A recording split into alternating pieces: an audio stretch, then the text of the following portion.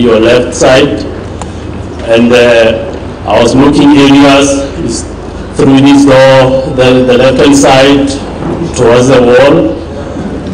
During an emergency exit, you are advised to stay calm and walk fast. There are emergency exits on both sides of the hall. When you get to the emergency exit, just push down the bar and move out. You'll be directed to the emergency exit. Thank you.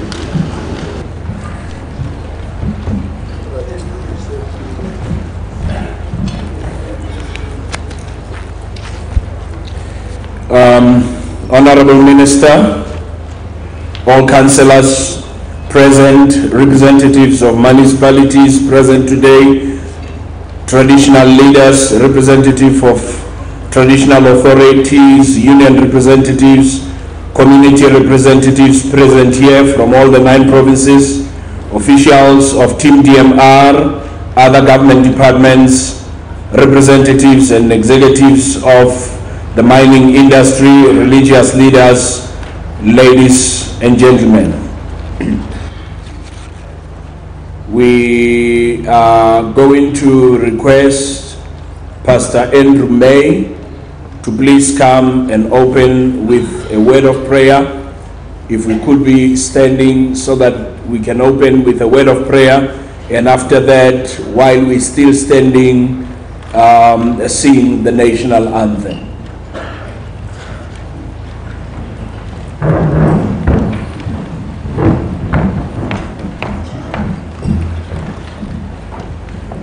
Morning, Honourable Minister. All dignitaries, all protocol observed. You can just pray with us. Eternal Heavenly Father, we thank you. We give you all the honor and the glory. The Creator of heaven and earth and all that is within the earth. Father God, we thank you for bringing us all together safely from all over this beautiful country. Thank you for traveling mercies. We pray, O Heavenly Father, for those responsible for conducting and organizing this event, Father God, that you will just be with us, be with them. Father, we pray for all delegates who are representing various communities. We pray that we will do an honorable job and represent our communities well over this next few days.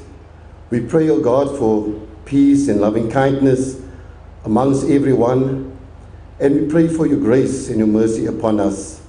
Just be with us, Heavenly Father, as we give you the honor and the praise, and we pray this in the mighty name of your Son, Jesus Christ. Amen.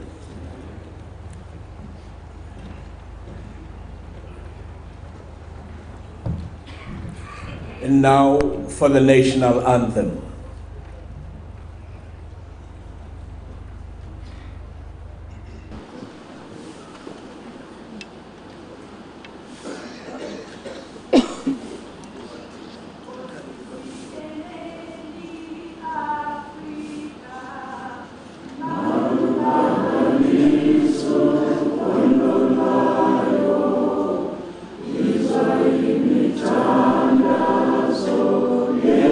To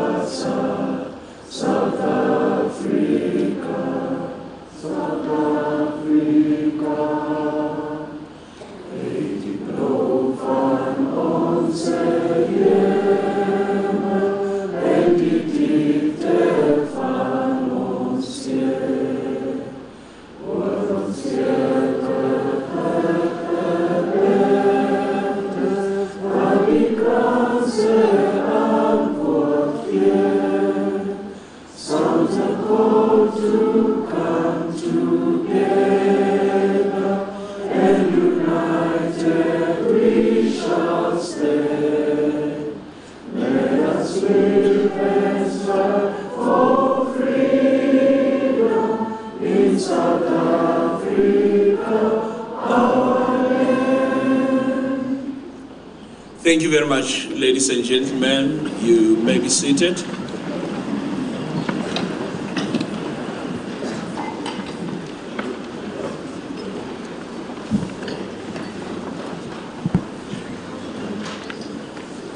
My name is Selohelepi and I will be the program director for this part of the session, which is the plenary.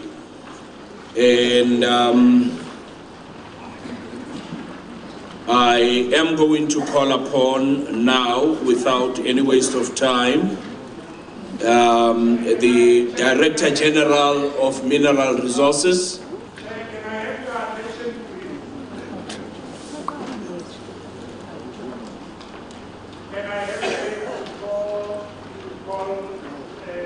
Can I request that I was going to ask, can I ask you to sit down for a moment? I've noted you. Can I ask you to sit down?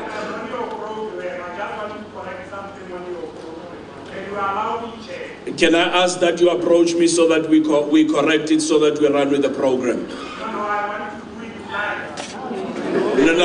No. Can I request that I overrule that? Thank you very much. Can I request that? No, can I request that I overrule that? Thank you very much. If there is a problem with the program, I'm asking you, please, if there is something on the program that, please, if there is a problem with the program, I will ask one official. No, we are at plenary. We are at plenary. Can I ask that we don't do that?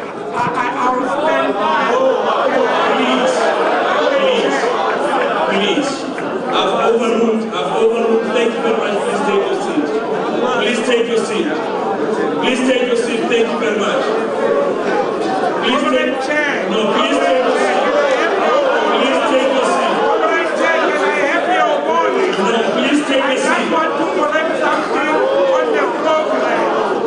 Ladies and gentlemen, can we please be quiet? Can we please be quiet for a moment? Can I correct something on the program? I am making a process proposal to you. I'm sending an official to you so that you make the correction and the correction comes through. But please sit down and continue with the program. You are unfair, comrade. You are unfair, comrade. I said to you, you are more than welcome to No, I don't want to come forward. Okay. I can make my representation here, Comrade Chair. Please. Comrade Chair, can I make a presentation? Please. No.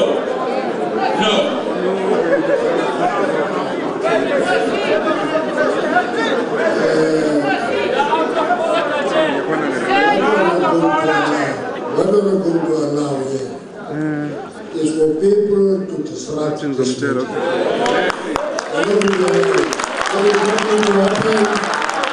We can invest on it, it is not going to happen. And if you want to disrupt, we are going to take you out of the meeting, because meeting procedures are, when a program is presented, you can raise an issue. You don't say before even a program is presented, you say you want to correct it. There's no such a meeting procedure. And there is a mistake on your program, Comrade Minister. There is a if you are pulling out of the program, pull out of the program. That I wanted to correct now. Before if you are pulling out of the program, pull out.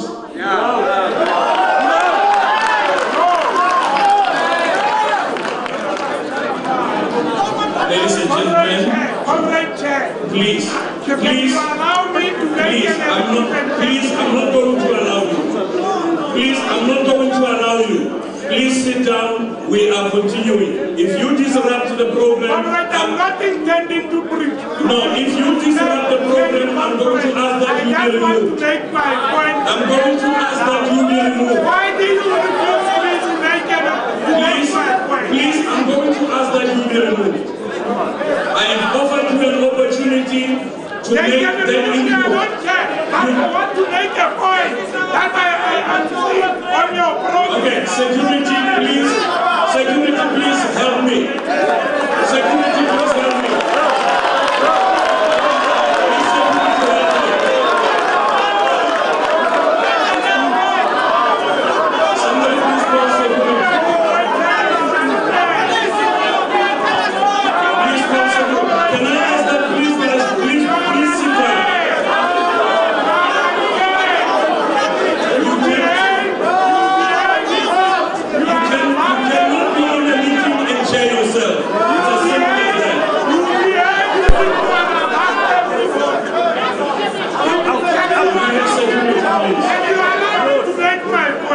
Can I ask that everyone be seated? To make my Please, security, please help us.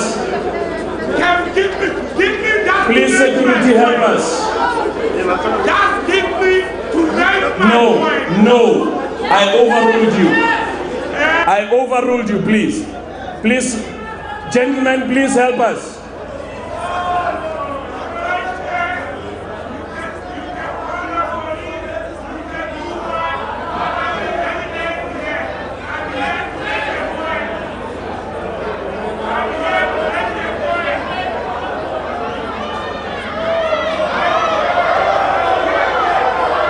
Everybody please remain seated. Everybody please remain seated.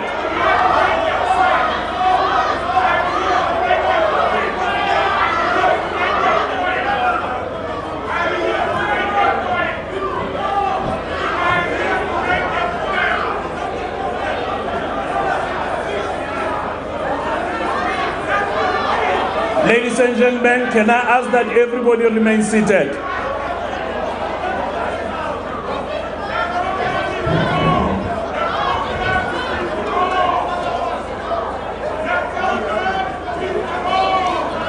If the program is wrong, you are in the wrong meeting. It's as simple as that.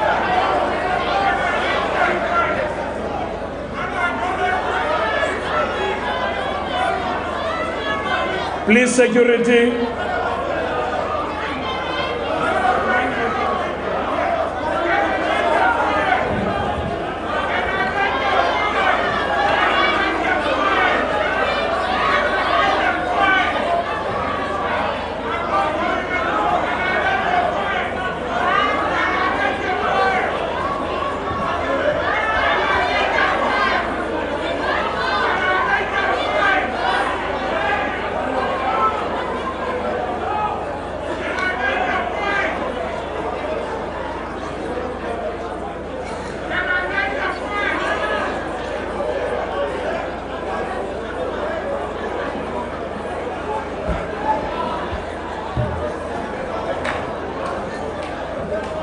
Ladies and gentlemen, can I ask that everybody please take their seat?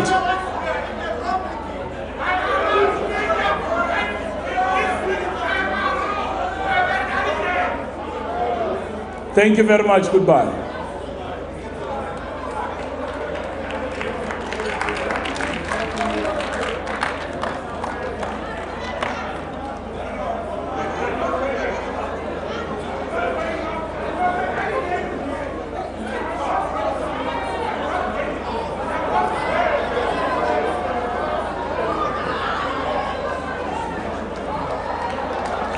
Thank you very much.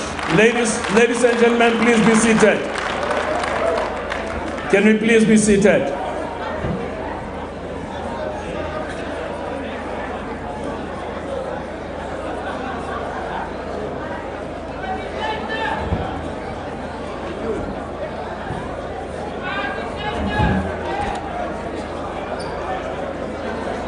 Ladies and gentlemen, can we please be seated?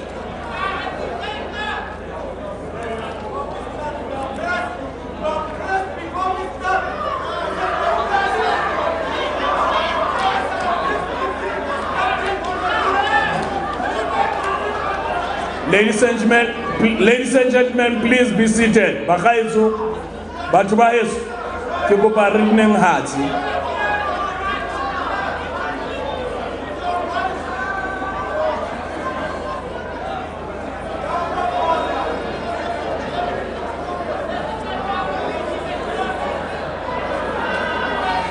Okay, if somebody can get me, please, ladies and gentlemen, please, that is not necessary.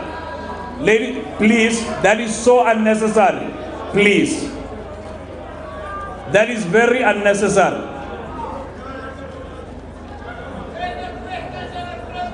Please, can we please? All right, ladies and gentlemen, can somebody please get me Advocate Mokwena? Advocate T. Mokwena.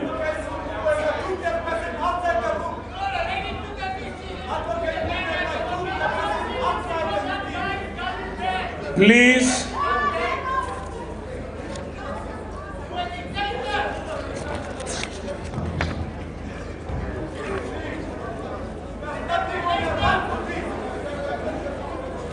All right, ladies and gentlemen, let me make the following comments as we start with the program, which in actual fact speaks as well to the rules of engagement in a summit of this nature. Howling when speakers are on the floor, even if you do not agree with them. I would request that when the speakers are on the floor, this is the plenary, even if you do not agree with them, there is a process that will follow in the commissions where we will debate and engage each other on issues to advance the issues that we are here to advance. So I would request that we desist from howling, the speakers and the people that are giving, including in the commissions. Number one, I will request as well that when one is given an opportunity to speak, that they be protected from the chair.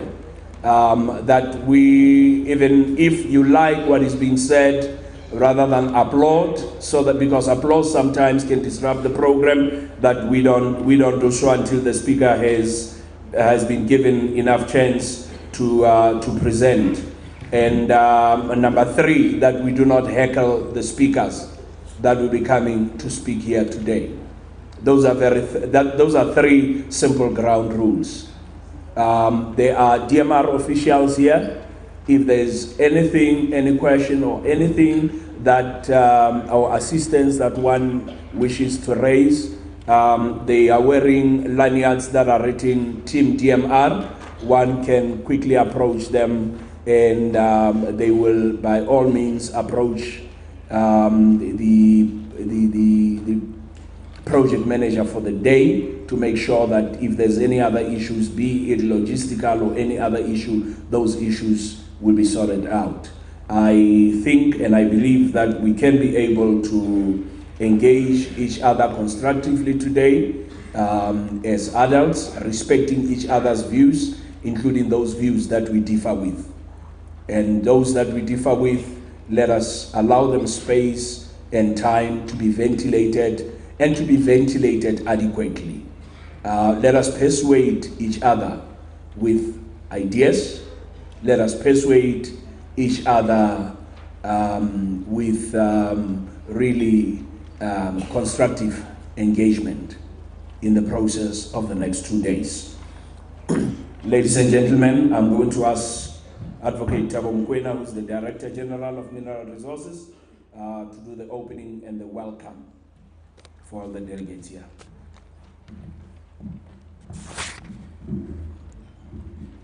Thank you very much, Program Director.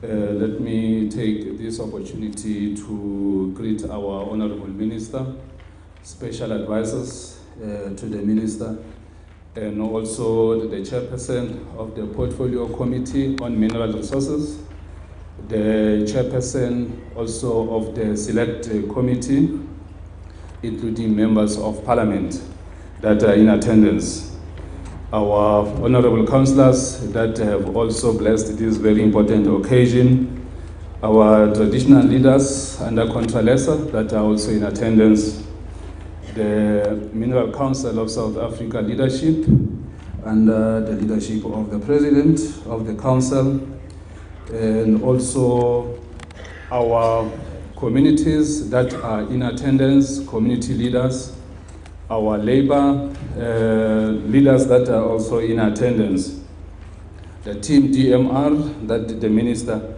will talk more about when he ascends to the podium, and also all the stakeholders that maybe we normally say the protocol observed. If I did not mention you, don't take an offense to that. Program Director, we have gathered here today after the pronouncement by the Minister. As you remember that we started on the 6th of April with the engagements with our communities on the mining charter. We had our last session on the 31st of May in Newcastle, where we were engaging and consulting with our communities around the mining charter after as we all know, what happened that I'm not going to talk about. But for the minister to make this very important call that we need to come under one roof after the minister has published the draft charter, which was done on the 15th of June. Today we are here to listen to our stakeholders, being both communities, labor, and also the employers. We are delighted as a department that this event is so successful, well attended. We have delegates throughout the country, and our message to you is very clear. And our message is that feel free to engage on the mining charter, because we know that the challenge that we are confronted with at the moment, that the Honorable Minister will reflect on, is the issue of regulatory uncertainty. Now, with the initiative that the Minister has undertaken, the primary objective is to ensure that we have this charter finalized so that we can be able to have a certainty. And also we know that the challenge that our communities are confronted with, because we need investment in our country. Now, if we still have this mining charter, which should have been resolved some time ago, it is still outstanding. And so that is not going to help us all. Then I think, Honorable Minister, the unfortunate incident that I'm not going to talk about, I think the program director has also reflected on this matter, that the participants would have an opportunity to engage during commissions. There will be a time also where people will be allowed to participate during the plenary. However, what we are raising, what we are encouraging our stakeholders to do, all the participants, let us be constructive in our engagements, because we know that today it is going to be more of a battle of ideas. We have our different views, our different positions as different stakeholders.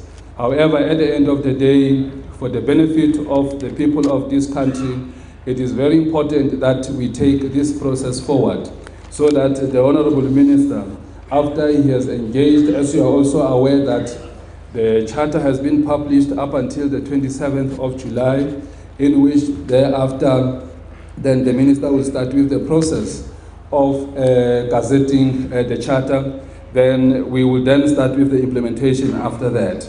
And so I'm not going to reflect around the elements of the charter, but what is going to happen even during the commissions, as just giving this welcome address, is that we have our teams that are deployed to different commissions, in which there will be some brief presentations that they will be able to do on the elements of the mining charter. Now, our plea is that you must deploy your members to those commissions. That is why, in terms of the invitation, we have also indicated that at least 5 representatives per organization, precisely so that you can be able to have equitable representation in those commissions. Now, Program Director, we would like to invite our delegates to feel free, because the Minister will do a keynote address, to feel free to participate, to engage robustly, but they must know that we need constructive inputs at the end of the day when we leave this venue. In those few words, you are welcome. Thank you very much.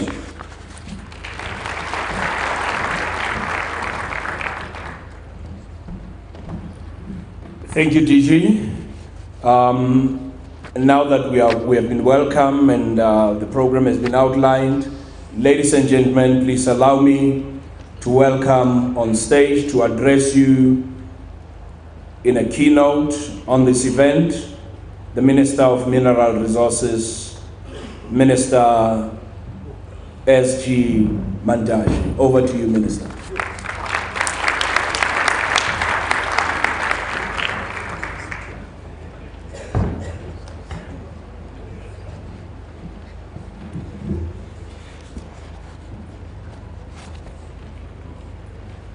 Thank you very much, Program Director.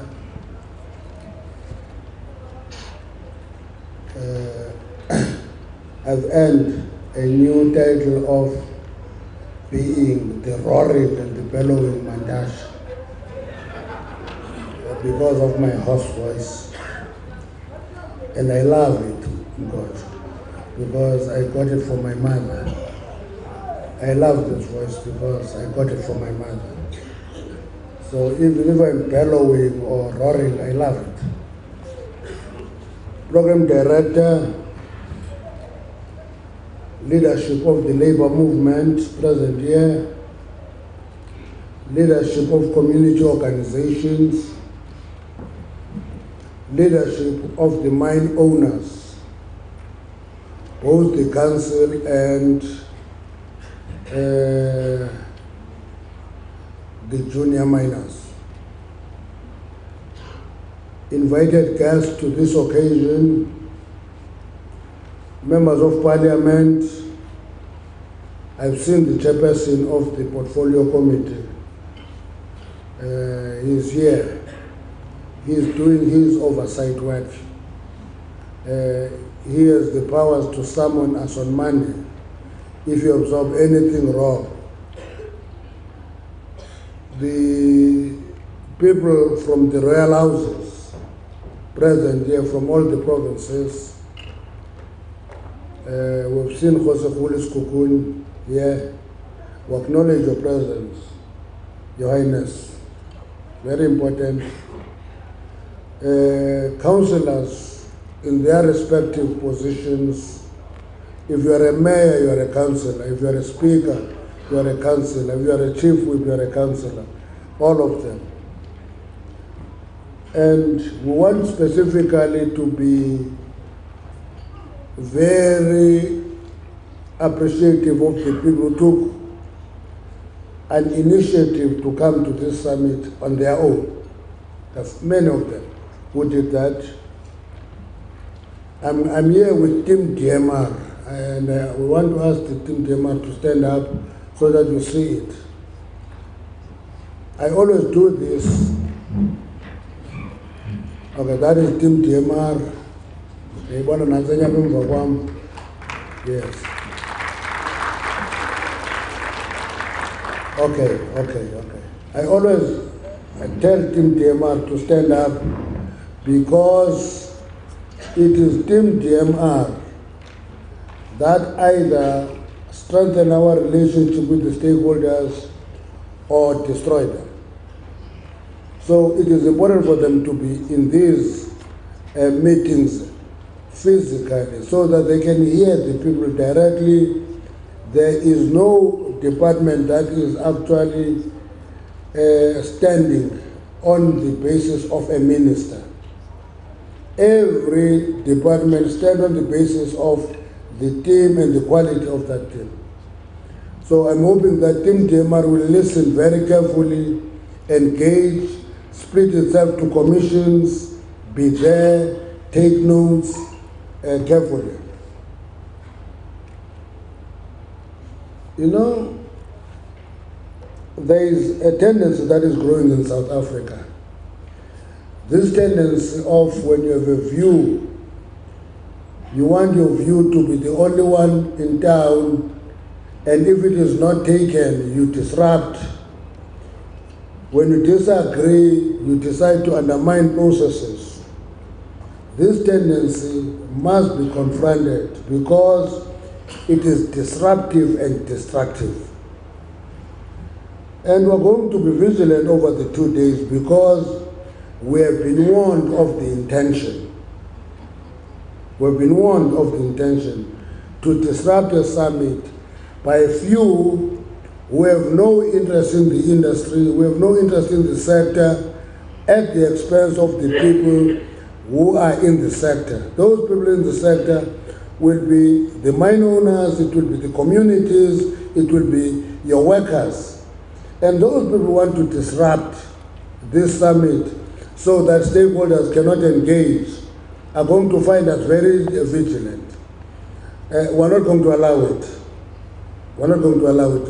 We're just not going to allow it. Not on our behalf, on behalf of all of you who took your time to come here to engage constructively, disagree civilly. When you disagree, we must disagree civilly. There's nothing that requires hurling of insults when we disagree. We must disagree civilly. This is a culmination of a very intensive journey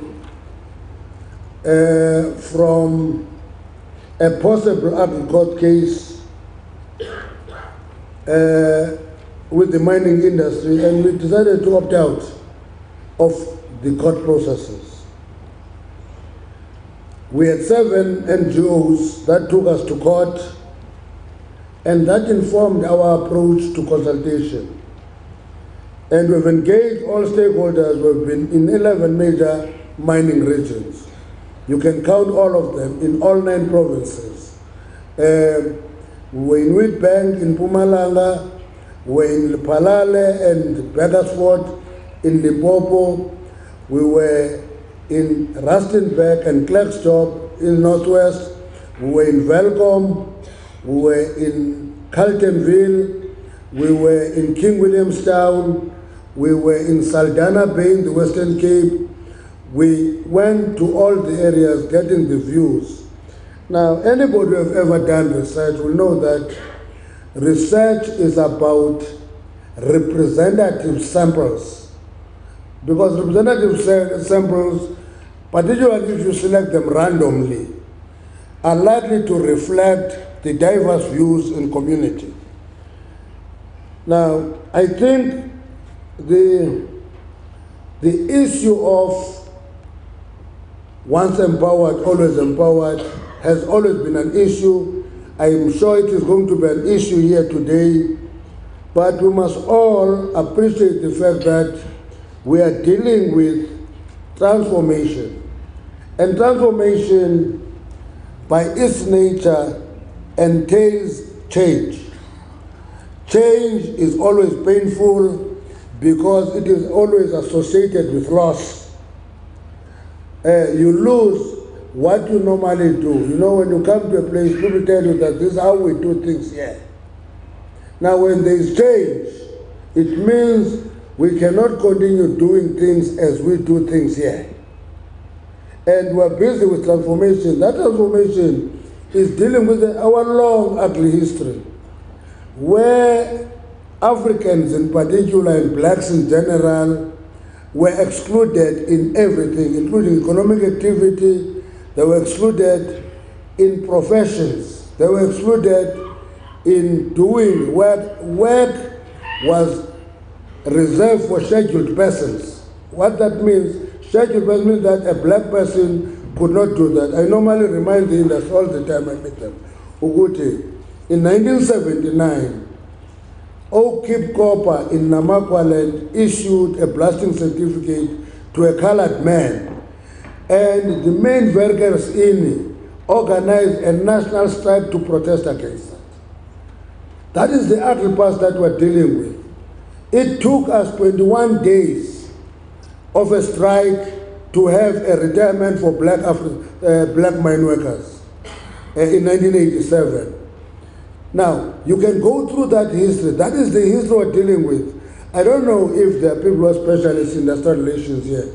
They will remember that when black unions were recognized following the Vienna Commission, the mining industry didn't accept it because it has what is called Mines and Works Act, which gave mining a special dispensation.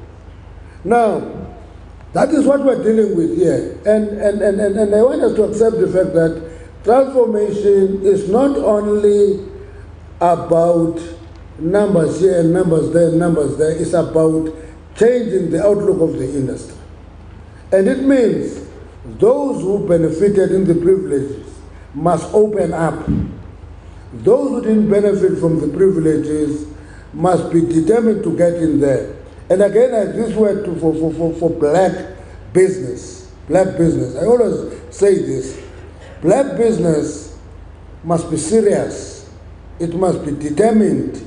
it must build wealth, it must not seek to get free gifts, it must get access, it must be supported, it must build, and we must be behind them. But if you have not worked hard to build wealth, you won't respect that wealth. So I think let's accept that this charter is about opening the opportunities for black South Africans to exploit opportunities that are there. Now,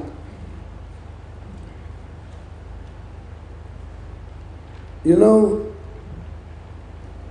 there is a man who is known to be the first person of developing structured economic theory, Adam Smith. See, Adam Smith made one thing that he built and built and built. He has disciplines throughout the generations. His theory was that everything must be left to market forces. We must leave everything to the invisible hand of markets. Let's leave it. It is the most efficient way of correcting problems in society. And Marx developed a counter to that the state must have authority. But what is happening when Keynes came with a hybrid theory of these two? He came up with something that was almost allowing the market to work, but allowed the state to intervene. Now, I think because we're a mixed economy in South Africa, we are more on the Keynesian model of economics. If we want to change it, let's change it. Now, you know, during this period, many people told us to say, leave this charter, it's not necessary. And what they forgot is that anything that is not managed will not progress. Transformation must be managed. And the charter is about managing the transformation process. Why numbers? Anything that is not measured cannot be managed. So we must have numbers to talk to if we want to manage transformation. That's why we'll say that there is a lot of talk about numbers. They are not just numbers. They are numbers that makes our work in the area of transformation measurable. Now, that is where we are. So if we are agreeing that, but there were voices that came to us and said, now, which is vulgarizing Marxist theory about withering away of the state, who are saying to us, no, it should not be the state that gives licenses, it should be the communities. It is covered in a very appealing phrase, right to say no. Now, the state must license mining to manage it. Communities must be consulted thoroughly. If there are objections in a community, we must engage that community. If there is disagreement, we must conduct a survey so that we get the majority views of that community. In that way, we are recognizing both the right to say no and the right to say yes. So, it's an issue that is on the table. We must discuss it so that we engage openly and not cover the intentions in phrases that appear right and correct when they are actually dangerous. You cannot allow, I can tell you, if you can say licenses must be issued by communities and the state must not intervene, there will be chaos, because our experience is that you go to those communities, you get a license, you talk to those communities, people who are leaders of community engaging begin to say, you can go in mining, but give us a tender. That's our experience. Now, we cannot open mining to that behavior. We're dealing with one issue which we have not finalized in one area. I won't mention the area, where a councillor of the ANC mobilized community to disrupt mining because he wants to benefit personally. Cannot happen. It should not happen. It should not happen. It should not happen. Because if we allow that councillor to manipulate processes in a community, abuse unsuspecting members of the community with disinformation, and we allow them to disrupt mining, you are actually destroying capacity of a mining company in that area to benefit the community and benefit the workers. Now, if we agree on the basic principle that transformation is not a compliance issue, it is an issue that should be a business imperative. Transformation. Because if we want this mining industry in South Africa to be competitive, to be sustainable, to grow and be all-inclusive in its growth, it must be accepted as not just a compliance issue, as a necessary intervention in South Africa. We have a responsibility to systematically integrate everybody into economic activity. That's why when we come to the question of once empowered, always empowered, our approach to this summit, you will have to discuss it in the Commission, is simple. It's not an issue. First of all, let's get a proper definition of what this empowerment is all about.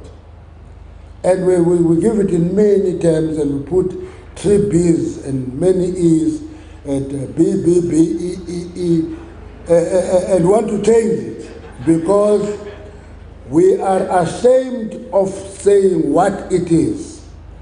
BEE is about creating black capitalists. That's what it's all about. If you want a different process, develop a new program. But BEE is Black Economic Empowerment. It's a program to create black business people.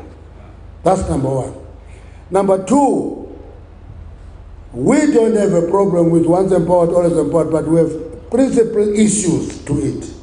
One, if you have created value and that value voluntarily want to migrate from mining to something else, we can't punish a mining company because as a black person, I've derived value, I want to migrate it.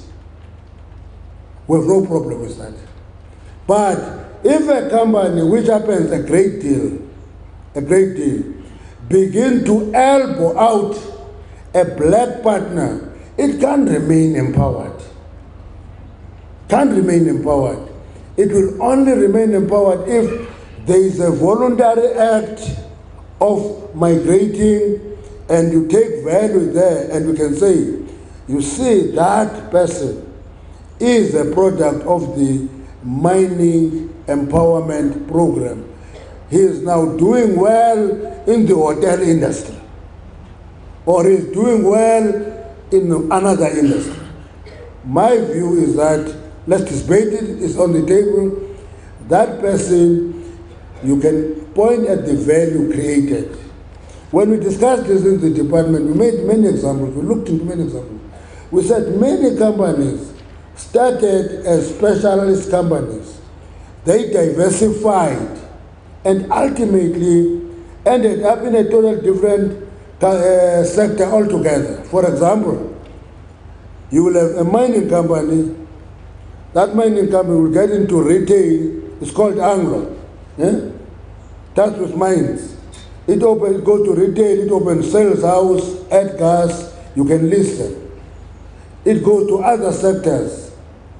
Only when we come back and say there must be the anti-competitive behavior must be clamped down, then it unbundles itself.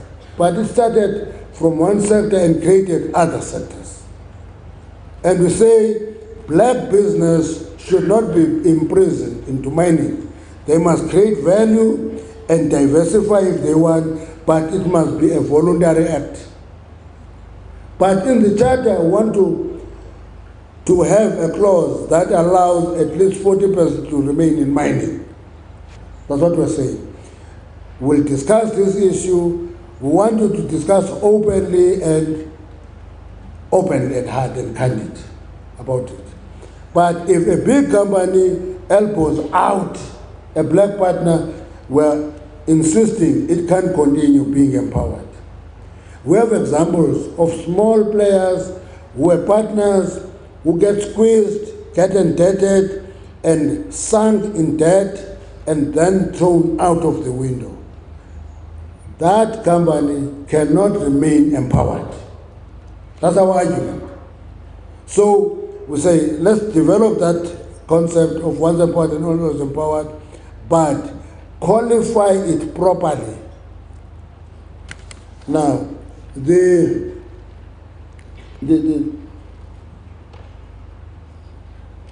you know, when you see the fight on these issues, one of the things that I discovered was that transformation and contestation about transformation become inherently a class contradictory and a class battle, where people in the engagement protect class interests.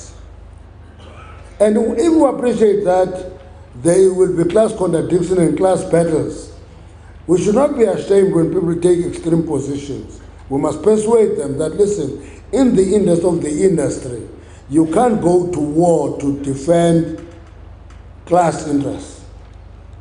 That's where the question of the free carry we're proposing comes in. Free carry, 5% for workers, 5% free carry for communities, is not an attack on investors and shareholders. It is a proposal to say give value to your employees, because your employees convert your investment into value. It is only a worker who converts the investment into value, because that worker goes underground, drills, charge up, blast, hoist, and process that mineral. And in that process, that worker is converting the investment into wealth. And our view is that employers must be prepared to pay 5% for those workers so that they are part of the company, they are loyal, they are protective of the company because it is theirs. We're putting it on the table. Let's debate it, let's discuss it openly. Our view is that it's not too much to ask. Our view is that it's not too much to ask. We don't want huge amount, 5% for workers, free carry, the other 3% you can structure whatever way. 5% free carry for communities, the other 3% you can structure anyway. But the reason we ask for free carry is that there must be value accruing to communities and workers immediately. Now, and we've looked into vendor financing, and we came to our conclusion and said vendor financing is quite good, it's quite innovative, but it has never have an intention of transferring wealth. If it does, those of you who are lucky to derive wealth from vendor financing, it takes too long. But the majority of cases is that it translates into deep indebtedness. Let's debate it, and we say communities are the same. Now, in communities, our argument is that no mining company of 2018 will appreciate the fact that it has a responsibility to coexist peacefully with those communities. And that coexistence peacefully is called, in modern terminology, social investment. You are investing in the environment you are operating in. It can't be seen as a cost from investors. It's an investment by investors in coexisting where they mine. Because mines, I always describe this industry in bad terms, I say it's a difficult, dirty, dangerous, diseased industry.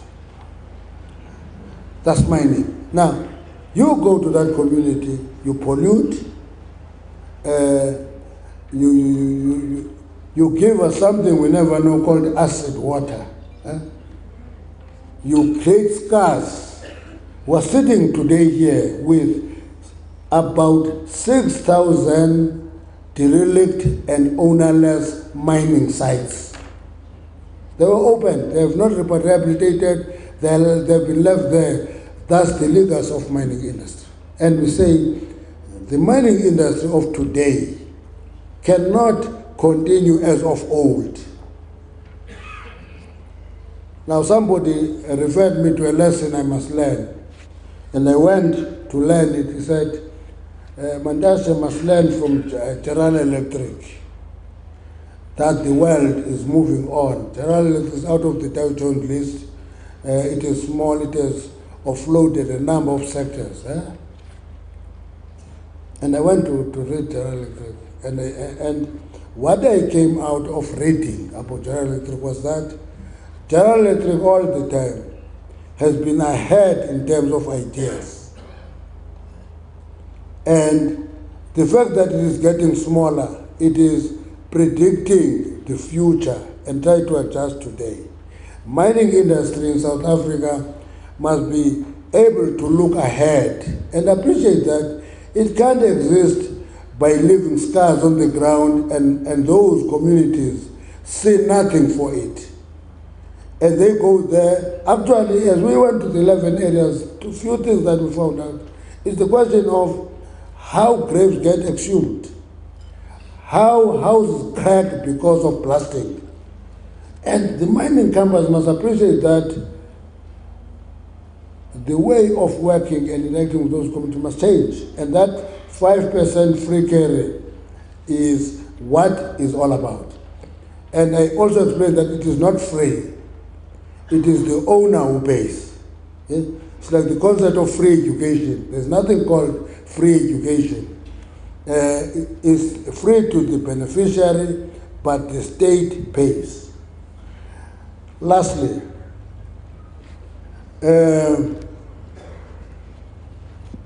as we engage today, we have options.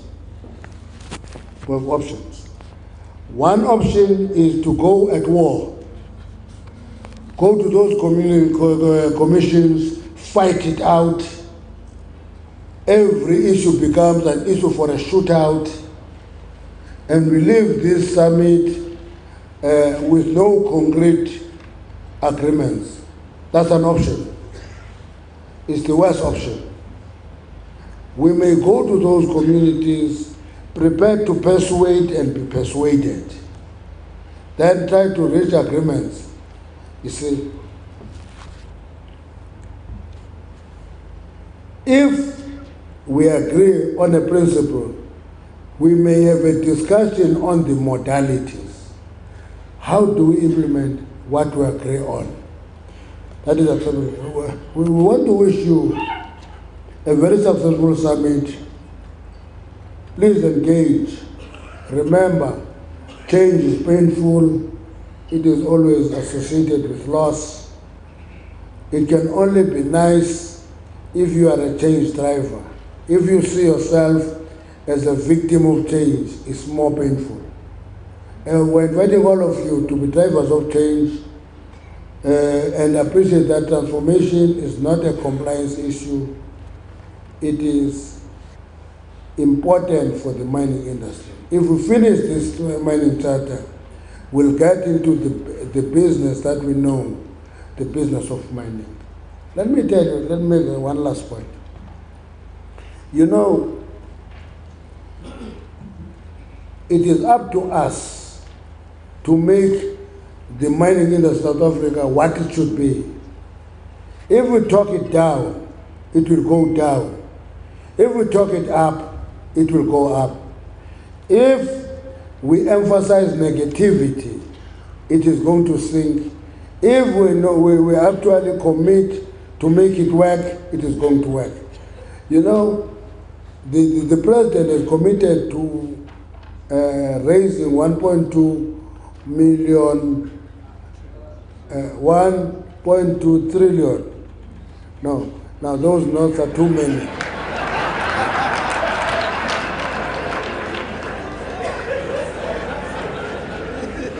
They're just too many. I may as well say 1,000.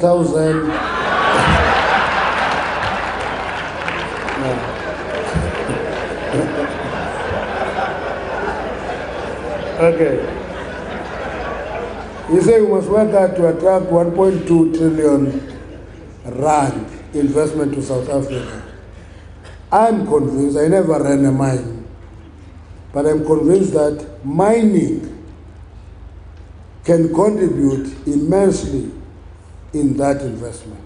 But it depends on what we say publicly, how we deal with things. If we see enemies among ourselves, we must appreciate that we're not going to see investment. If we begin to say we're moving to this direction as a country in the area of mining, investment is going to come. I must also express my appreciation that as we engage individual mining companies on specific issues, we're deriving joy because we're beginning to talk to each other, not talk at each other. And that should continue. And we said to unions that want to raise issues with us, we're there because we're a regulator. We must be able to talk to communities, talk to unions, talk to employers. We are a regulator. And if we can continue talking to one another, we can only be better. Thank you.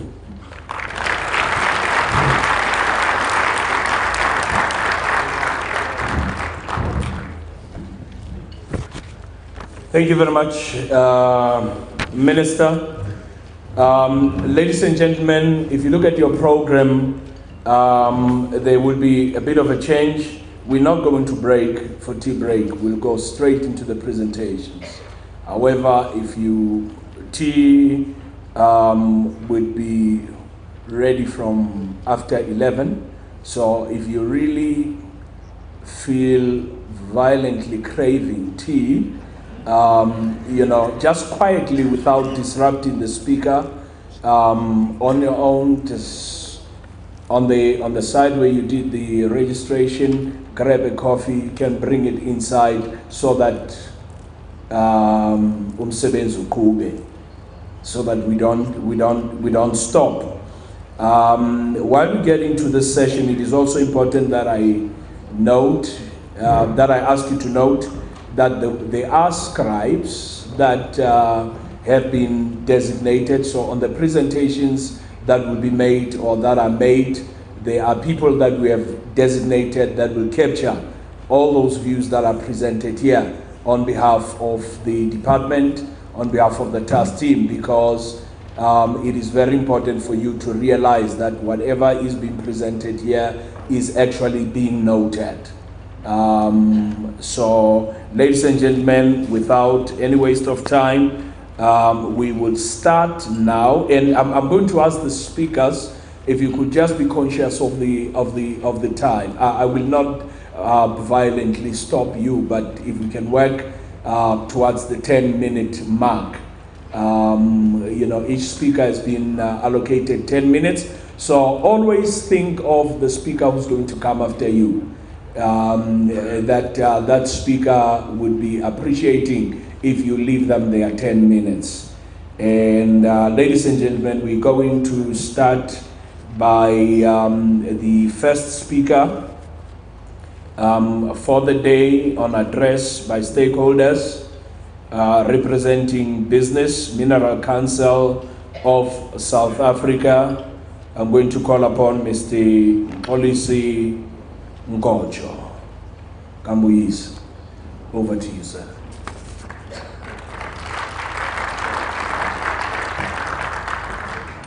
Thank you.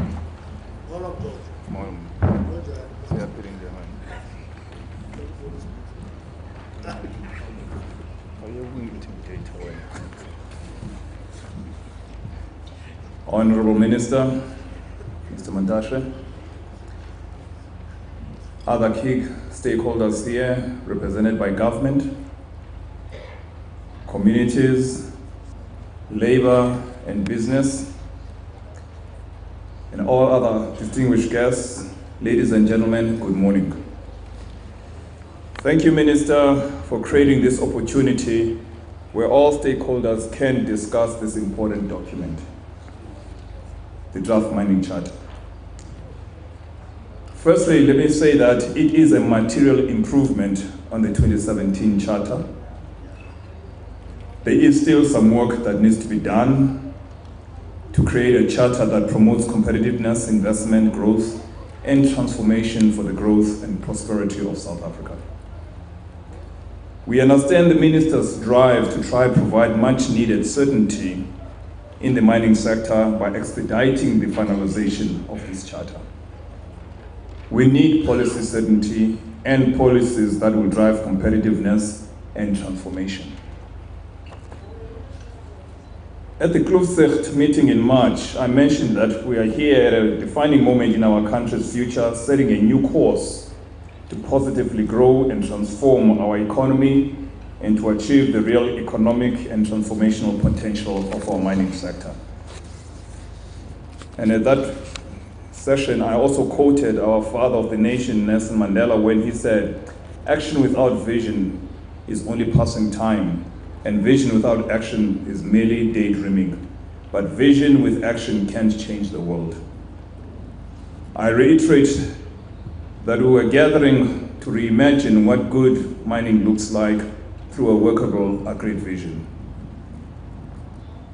We are not there yet, but we are encouraged by the work also in the competitiveness task team, which is looking at a social pact to be designed by all social partners. By social partners, I mean labor, affected communities, government, and the industry. The mining remains the flywheel of South African economy. When mining struggles, the country's economy struggles.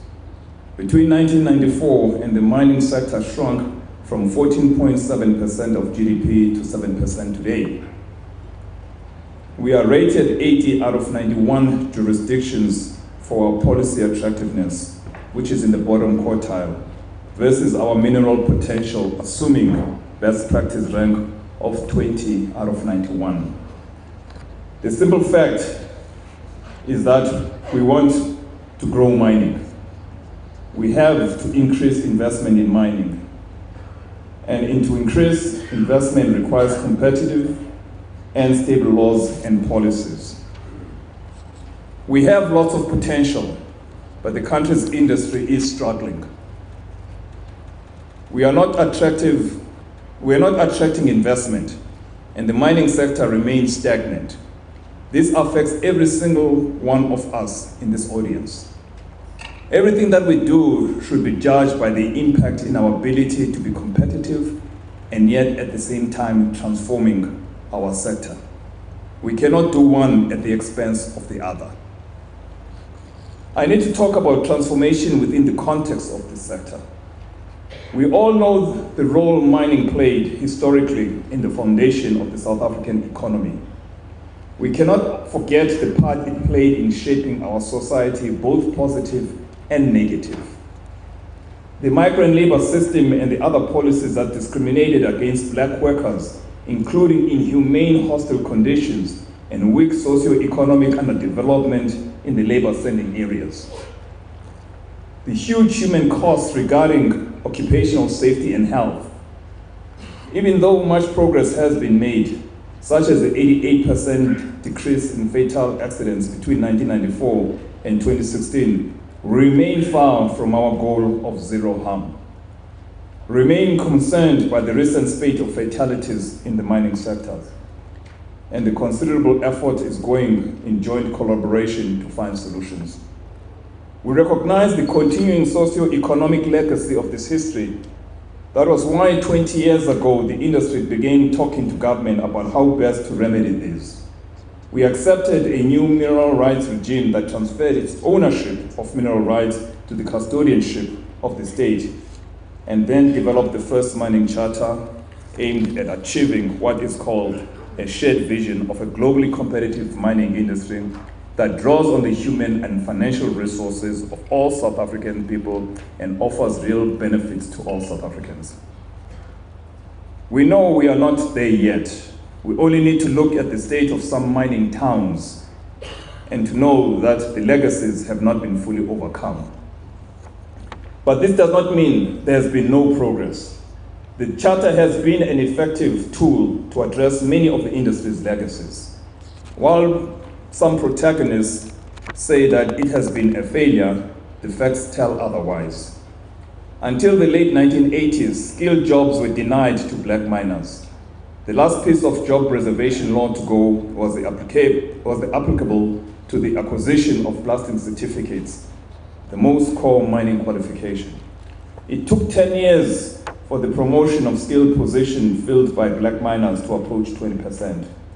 Since the Charter of 2004, those numbers have risen to between more than 40% at senior management levels, up to 75% of those in the core skills categories. This employment equity change has been profound and it is irreversible. More than 80% of our mining engineering students come out of our universities are black, creating a strong pipeline of future black mining leaders and managers. In our last survey in 2016, we had concluded empowerment transactions worth some 200 billion, which had seen by then the transfer of 159 billion in value to a range of PE partners. In 2017 alone, we invested 7.4 billion in skills and education projects. In the last decade, our members have supported over 10,000 students through their degrees by providing bursaries at a number of tertiary institutions. Huge industry support has been provided to learners in the communities. The Minerals Council fully supports the ownership target of 30% for new mining rights, made up of 14% for BE entrepreneurs, 8% for communities, and 8% for labor. A topic not discussed enough in the ownership discourse is who owns these mines. Ask yourself who owns the mines in South Africa. The truth is that the days of rich individuals owning the mines are all long gone. More than 90% of mining company shareholders are pensions and investment funds today. The PIC is the single largest investor in our industry. Who is the PIC? They invest the pensions of government employees. So when we talk about making South Africa an attractive investment for both domestic and foreign investors, remember that if you have money in a pension, we're talking about your money, keeping your money safe. We believe that our employees and communities we operate in are valued stakeholders and should receive tangible benefits from the country's minerals. Over the past decade, ESOPs, community trusts have been introduced, but in most cases, we have not delivered the results expected. We believe that the benefit sharing, profit sharing, and pro rata contribution by government of mining royalties towards developmental projects and business startups funding for our communities would go much further in addressing our socio-economic challenges of poverty, inequality, and unemployment. Similarly, these alternatives would assist our employees with a tangible annual value that could supplement salaries and wages, while the bulk of the value is saved and invested for retirement. But one question that we have really looked at is whether options placed on the table in the new charter, such as the 10% free carry, will make the industry competitive or really solve the community and labor benefit issues. If the charter is not competitive, it will see little new investment in the mines to the detriment of everyone, and the community solution proposed will realize no value. This is a public policy choice. There has to be a balance. We need to improve community development outcomes. What we are currently doing as government, industry, and communities is not working optimally, but we are all responsible. Local, provincial, and national government also have a vitally important role to play in developing IDPs and contributing to community development. Capacity in local government has declined, Last year, 53 billion was returned to Treasury by municipalities who could not deliver development.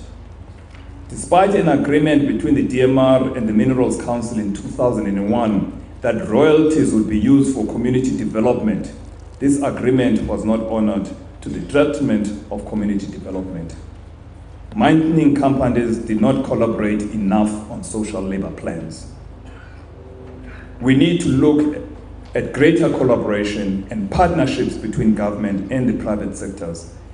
Government can bring material resources to the table, including the royalty funds for community development.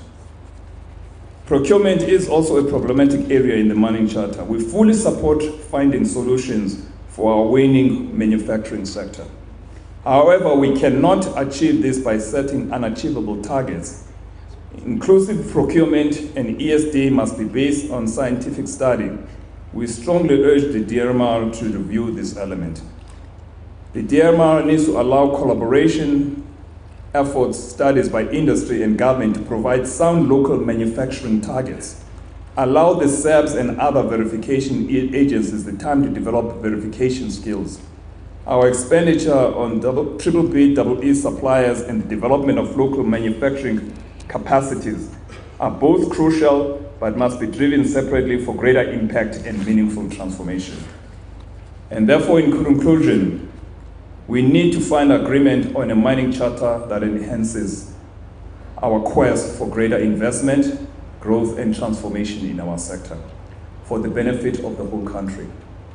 I urge you all to consider your contribution to this mining summit over the next 2 days in the light of enhancing competitiveness and transformation, as the two are mutually reinforcing concepts.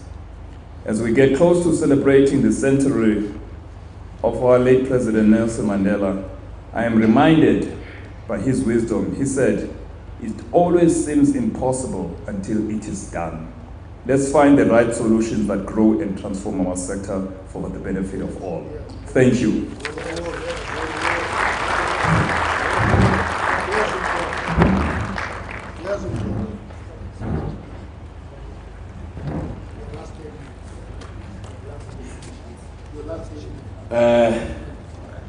Thank you very much, Mr. Mkocho. We will now call upon South African Mining Development Association, SAMDA, Mr. P. Timani. Over to you, sir.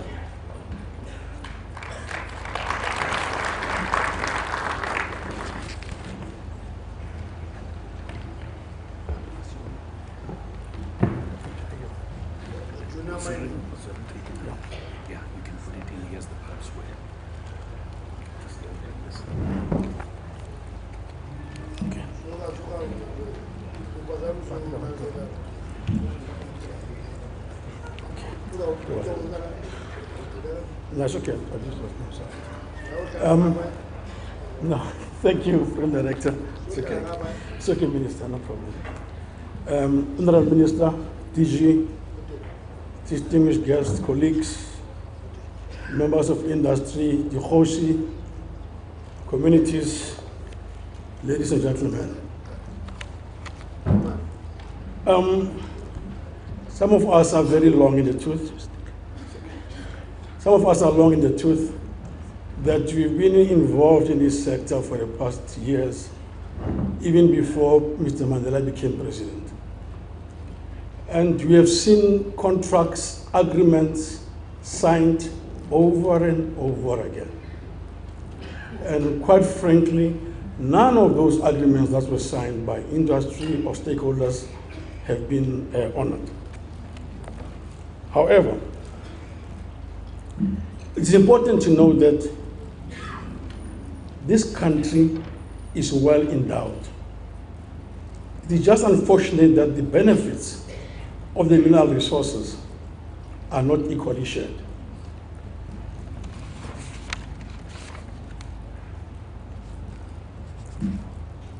When we made our input to this review, we made reference to all the previous mining charters, the amended ones, their net effect.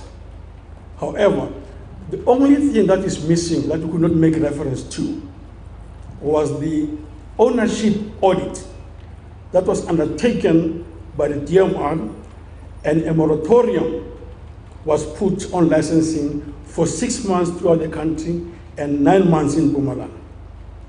That report or that audit cost millions of rands.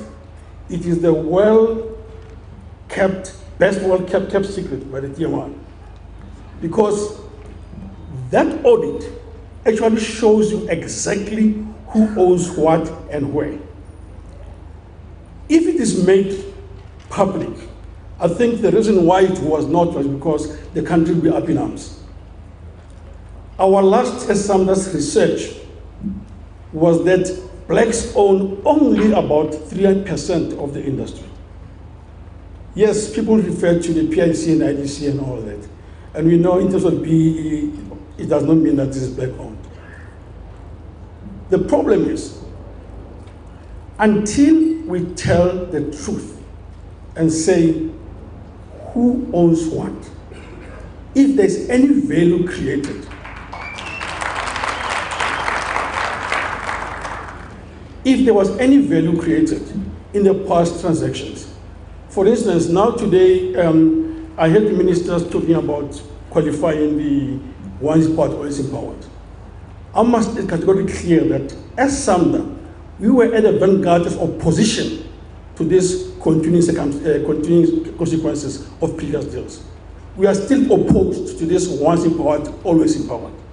That is why when we engage the government to say, appeal this judgment, because the consequence is not only for mining, it is throughout the country, or throughout the economy.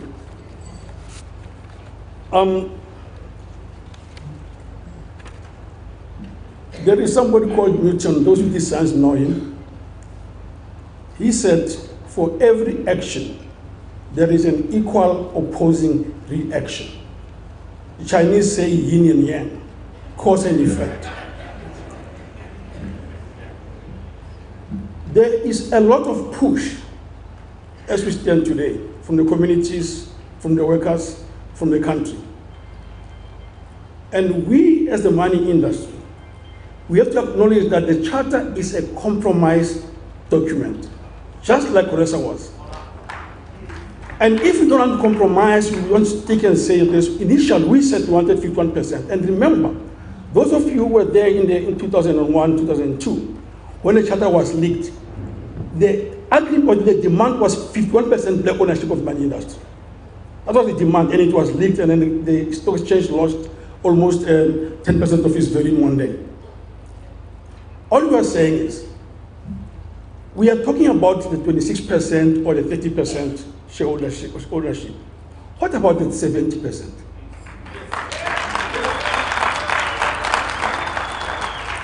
You know, I'll just digress a little bit. On Wednesday, there was the issue of the ISILO, the Mabans, having the Imbizo. And the issue they're talking about what he controls in as part of the 13% land ownership of the country. They're talking about what are you going to do, you control part of 13%. Nobody's talking about 87% that is in white hands. I'm merely saying, yes, let's talk about black ownership, 30% and all that. However, let us not forget the 70%. Somewhere on the line must come into play. Somewhere along the line must come into play.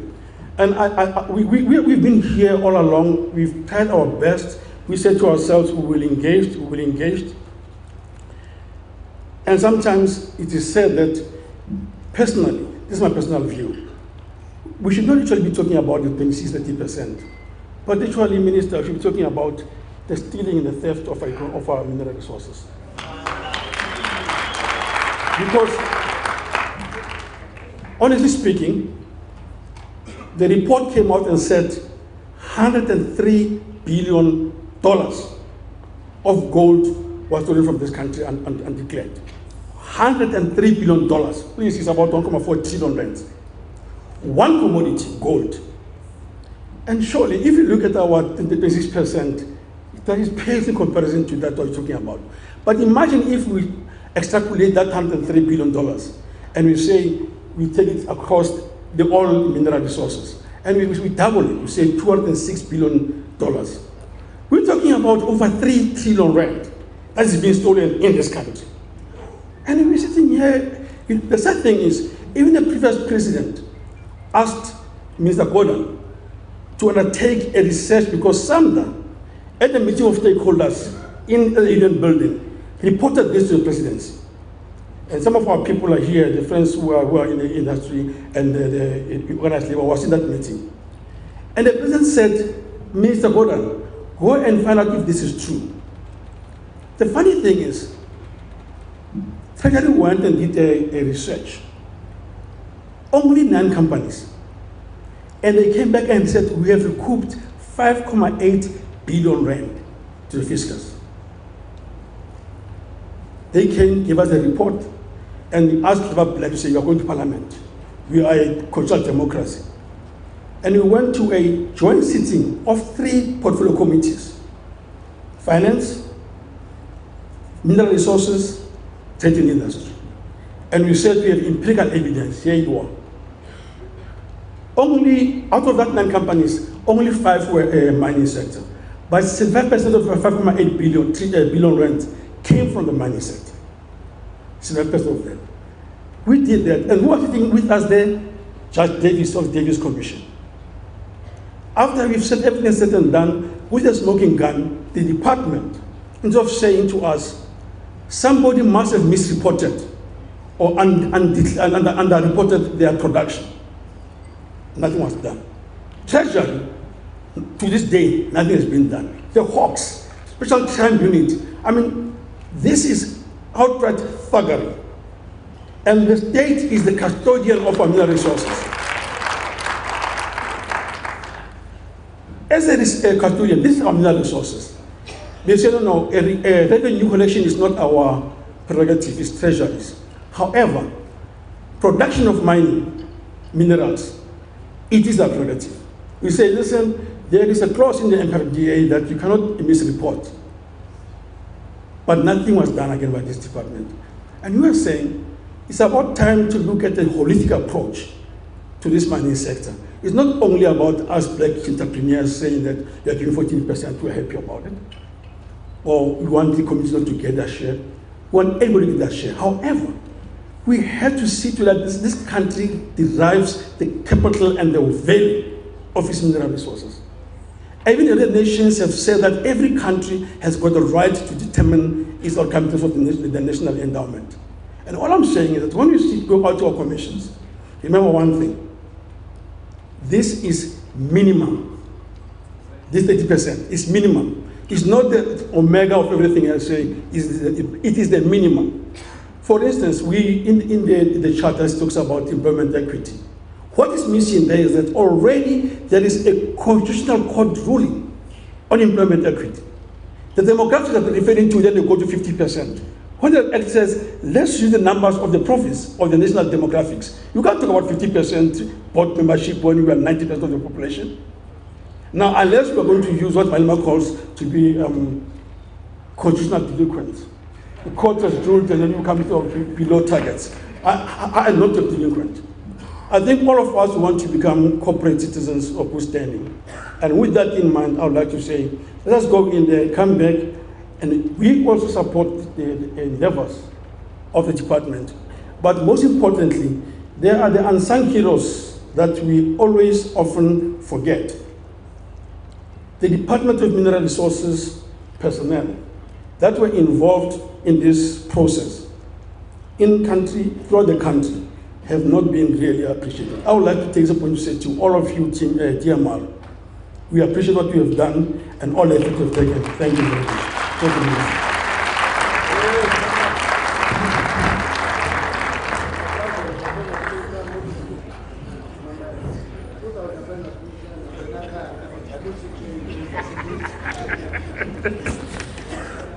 Thank you very much, Mr. Temane.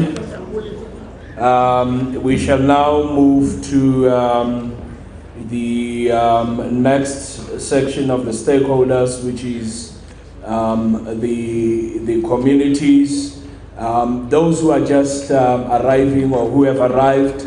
Now, please, I had requested, please, if you've got a cell phone, please put it on silent.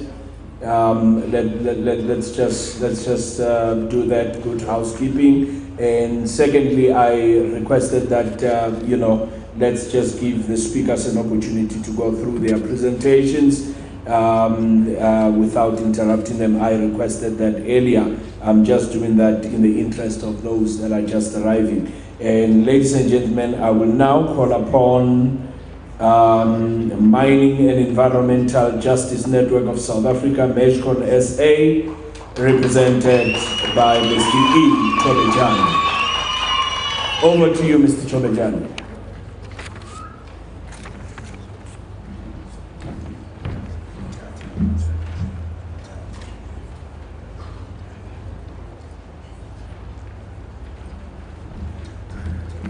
All right.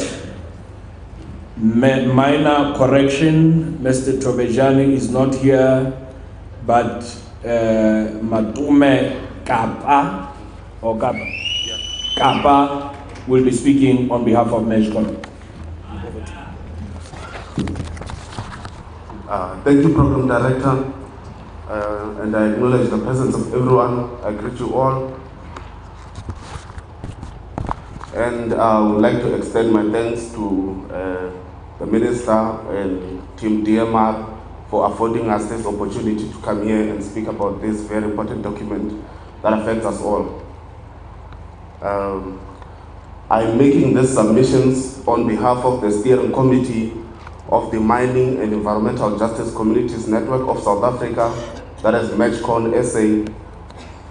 And we are making these submissions on behalf of our members and affiliates who are community members, community-based organizations from different parts of South Africa whose environmental and human rights are affected directly or indirectly by mining activities. MEJCON SA is a non-profit voluntary association. It was established in 2012. And MEJCON's goal is to try to elevate community voices in mining decision and policy making. And we want to facilitate community engagement. We want to share and unify communities around the environmental and socio-economic impacts of mining, especially for people who live in and around these mining operations. Our stated objectives are as follows. We want to promote and defend environmental and human rights of communities, both that are affected directly and indirectly by mining, and to ensure the sustainable use of mineral resources. We aim to train, develop, and capacitate community members. We want to access information, including information about mining law, rights, processes, and impacts, to share and distribute that information amongst affected communities. We want to support and assist community champions, community organizations, and members of both directly and indirectly affected communities. And lastly, we also aim to engage all relevant role players, including government at local, provincial, and national level, industry, civil society organizations, non-government organizations, traditional authorities, and institutions created in terms of Chapter 9 of the Constitution of the Republic of South Africa. Now, what I've been asked to come in here and do is just to point out some of the things, a few things that we have found quite problematic with the draft charter as it stands. But before I go ahead with that task, I just wanted to speak about something that we deal with a lot, and it's this issue of consultation and being consulted.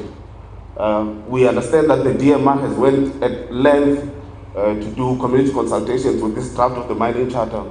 And it is our wish that after having invested so much energy and resources, and after having called us to so many meetings, that we do not come here and make presentations, we do not come here and make suggestions, and then when the final mining charter is released, those suggestions that we came here to make are not included. So the first item that I would like to deal with is the definition of host community in the current draft of the mining charter. And the way that this host community is defined, it's defined in a way that it's we found it to be too broad, in that it does not appreciate that communities living around mining operations, they experience socio-economic conditions through the environmental impacts of mining. And we would like to submit that the failure of this current draft of the mining charter to deal with such impacts is going to act as a counterweight to the mining charter's aim, which is the chief objective of trying to promote equality in the mining industry. Just to speak about this point is that people who live in communities where mining operations are taking place, they carry an undue burden on behalf of everyone in South Africa. And trying to define a host communities as broadly and not acknowledging the fact that there are people who have to breathe in the dust pollution that is happening during mining. There are people whose houses get cracked. There are people whose waters get polluted. The failure of this mining charter to acknowledge those people who are directly affected by the mine's operations is a shortfall, and it should be addressed. And especially because one of the things that the mining charter is trying to do is to address the issue of equality. And if we are going to speak about equality, we have to think about the burden that these communities carry in relation to the benefit that comes to them. Why is there no balance? Now, the second issue that I seek to address is in relation to consultation, especially in the section relating to mine community development. In the 2017 draft of the charter specified that there must be meaningful consultation with communities when they are going to be community development projects. And this current draft has completely removed the meaningful consultation and replaced it with communities must be consulted. There is no reason for this meaningful consultation to be removed. And we feel that meaningful consultation is much more of a stronger standard than just mere consultation, especially taking into account that mining affected communities have been for many years complaining that consultation processes are being used merely as tick box exercises. They're not meaningful engagement as it was set forth in the Beganyama judgment. So the suggestion that we would like to make in relation to this is that there must be a definition that is added into the mining charter that speaks to meaningful consultation. And it must also be added in that paragraph of mine community development that communities must be consulted meaningfully. And this meaningful consultation, it must be a bona fide consensus-seeking process which must include at least the following elements. That means there must be timeous and complete access to all relevant information in a format that is accessible to all community members, consultation with all community members, not only traditional and community leaders or municipal councillors, continuous and regular engagement between communities and mining companies throughout the life cycle of the mine. So the next item I'm moving on in is the issue of sustainable development. In the objectives of the 2017 draft of the mining charter, it included obligations around sustainable development and environmental performance compliance, and the issue of, and then this issue in this current draft of the charter is completely omitted, so it's not included in the new charter. And we feel that this is not only a missed opportunity to place the rights violation experienced by communities such as contamination or loss of water, cracked houses, serious health problems as a result of polluted air at the Center of Environmental Management. The Sustainable Development section could also be built upon to include requirements that environmental rehabilitation efforts to be used to provide livelihoods and training for ex-mine workers and community members. The next item we're dealing with is the issue of social and labor plans. And we would like to commend the DMR for including some progressive provisions in relation to SLPs, especially provisions that speak about community access to social and labor plans. But something that we need to make clear is that it is very important that we should not look at SLPs to be tools that are going to replace the duty of the municipality. So it is important that, so for this reason, particular roles and responsibilities of mining companies and municipalities in the SLPs, they must be specified and identified. And the charter also needs to deal with the issue of community participation in the SLP drafting process. The charter must also acknowledge the current problem of whereby when an SLP is being drafted, it's sort of a closed door meetings that happen between the municipality and the mines, and the communities are not included. And this should be addressed in a language that is very clear. And we think that some of the key requirements for participation that need to be set out must be in relation to, for example, the charter must specify the kinds of forms of notice or meetings, release of documents that can be realistically reach the broader community, meetings to be public and in venues accommodating of large number of community members. Language, all meetings must be conducted in a language that is predominantly understood in the community. It must be broad-based. The content of the SLP must be derived from community mandates. This is to say that when we're consulting to say we are formulating an SLP, that means we are not going to come with an SLP that is already drafted and ask people to comment on. Is that we're going to sit down with communities and try to, we are drafting an SLP, and then people must give inputs as to what should be in the SLP. And then lastly, the last issue I'd like to deal with is the issue of free, prior, and informed consent. This is what the minister referred to as the community's right to say no to mining. Firstly, let me just point out that this provision there is no provision for free, prior, and informed consent in the MPRDA. And as I indicated, mining companies are just required to go and consult with communities, and then submit the consultation notes to DMR, and then DMR will make a decision. Our submission is that the mining charter cannot effectively promote equality if free, prior, and informed consent of host communities is not a requirement. And I would like to speak to this in the context of during the times of colonialism and apartheid, when the vast majority of South Africans could not own land.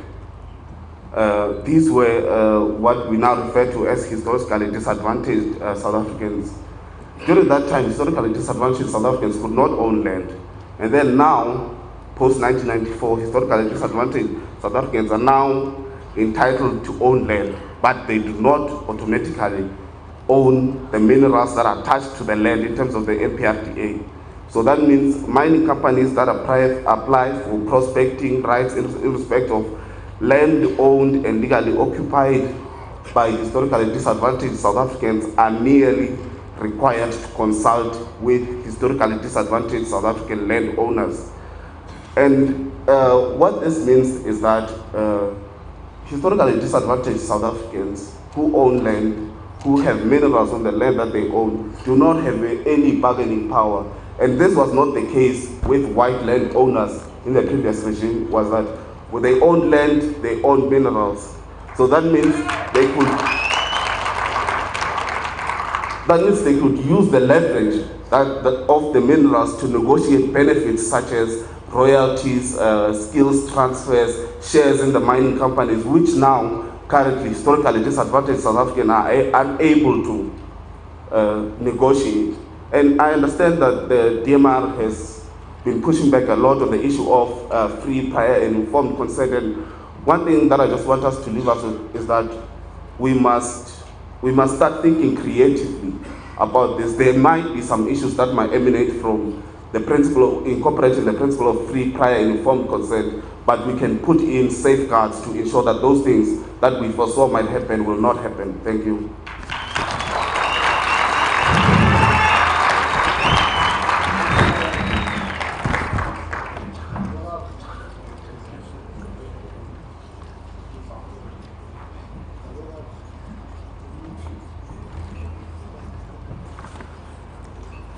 Thank you very much, Mr. Matuma Kapa. On behalf of MESCON, we shall proceed now to the next speaker on the program on behalf of Mining Affected Communities United in Action, Makua, Mr. Meshak Mbangula. Over to you, Mr. Mbangula.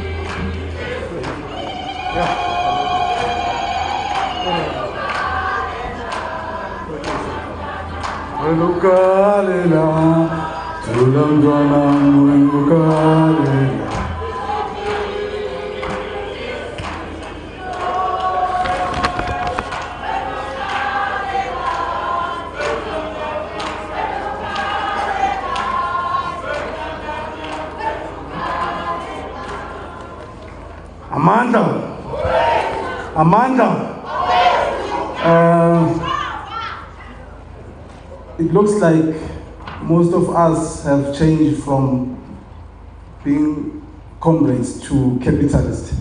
I expect everybody to say, when I say Amanda, and say Awetu. Amanda! Thank you. The minister says when I stand up, he felt, shaken, so he's just going to take 2 minutes coming back. Let's give him a chance, comrades.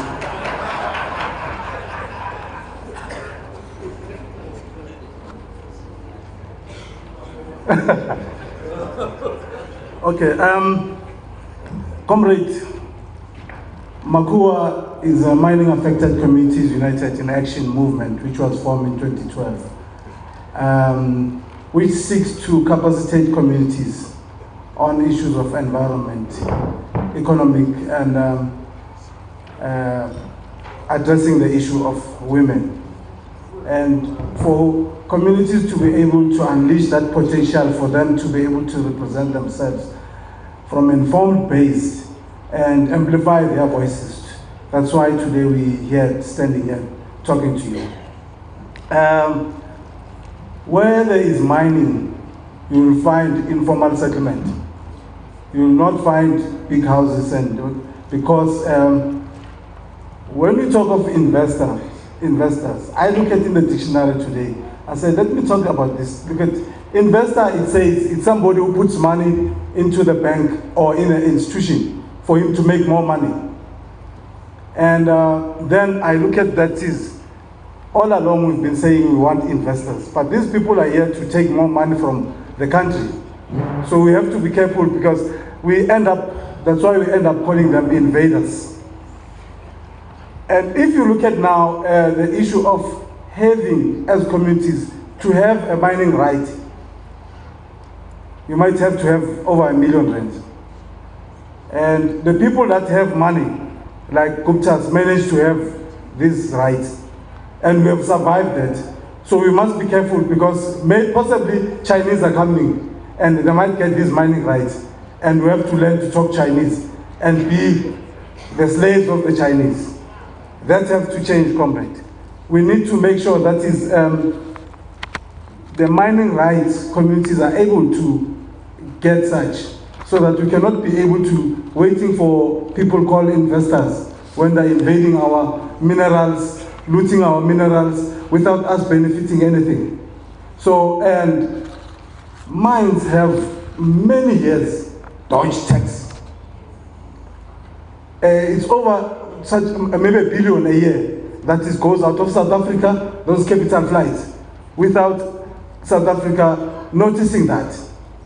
And how many years have been the mines being in South Africa? Now, you look at the charter and look at the money that has gone out of the South Africa. Does it address that? No. We need not to be made, to get peanuts out of what the mines have benefited.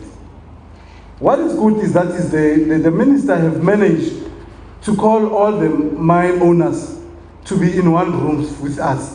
Because even with the mine bosses, we've been trying many times to have meetings with them, and we protested, we did everything. They've never even once been able to wanted to sit with us and negotiate. But today, thank you for that, Minister, because you can hear what we are saying.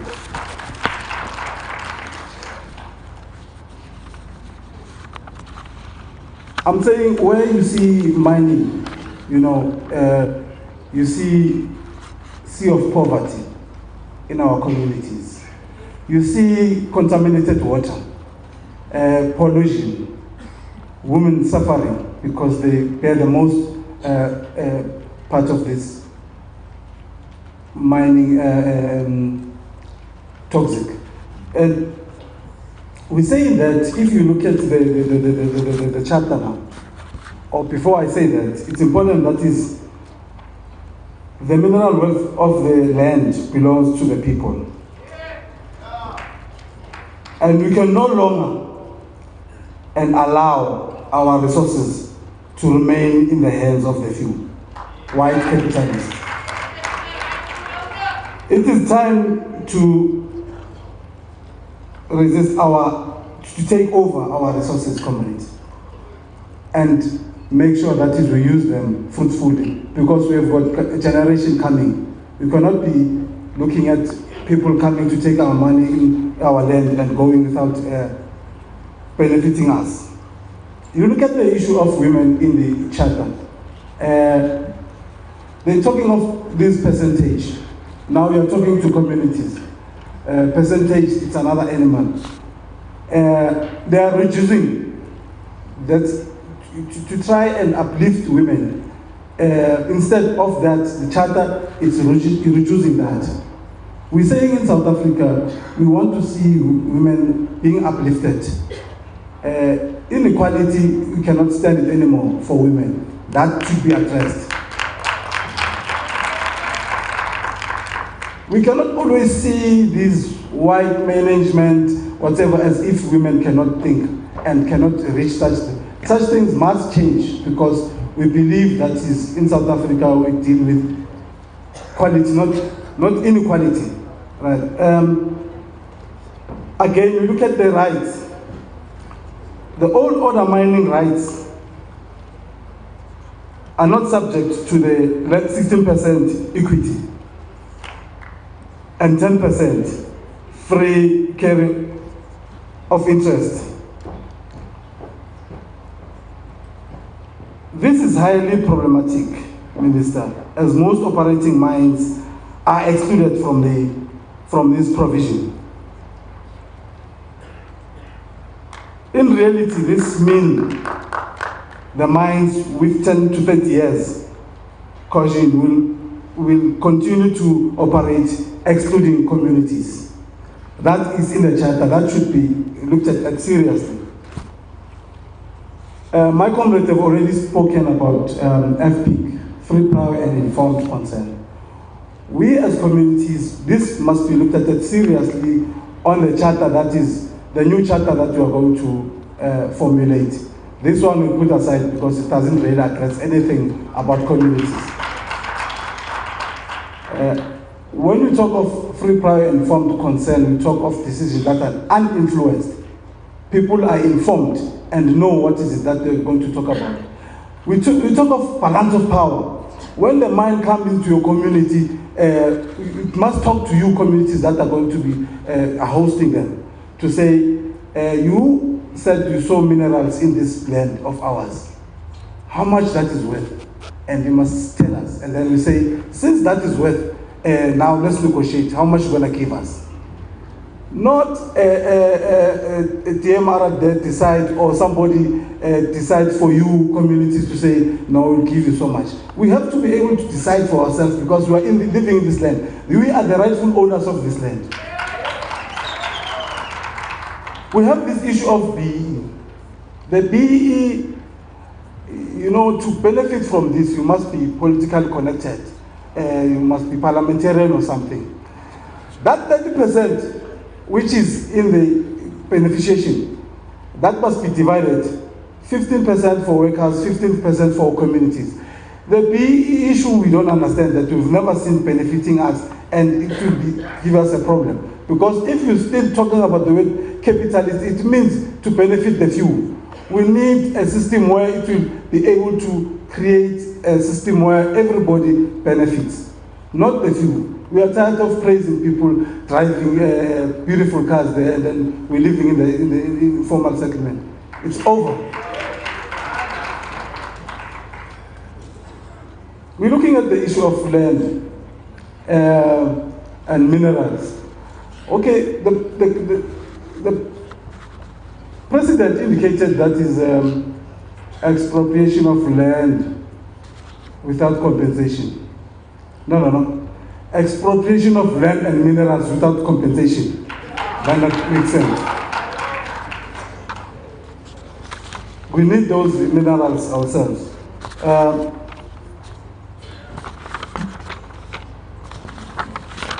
Lastly, leadership. It's very important that is, we believe that this charter doesn't address our issues that we want to see. So we believe that is, the minister was able to sit with Chamber of Mines in the boardroom and talk with them. And we believe that is, we still expect that the formulation of the charter with the communities, that should take place. We have communities here, we have BUA, we have SRGC, we have EO, we've got Makua, we've got MEDCON, we've all these organizations. Communities are very much organized. Yes, when you start talking, when you negotiate, as you are doing in the unions, wages, you'll sit with management and put your issues, and they indicate why they cannot give you that percentage. And you come out there, if there's dispute, there's dispute. But if you come to an agreement, you come to an agreement. In this case, you cannot show you with communities, you just go haphazardly, because when this public hearing were done, at some stage were done in a remote area. And most of the communities couldn't go there and present their issues.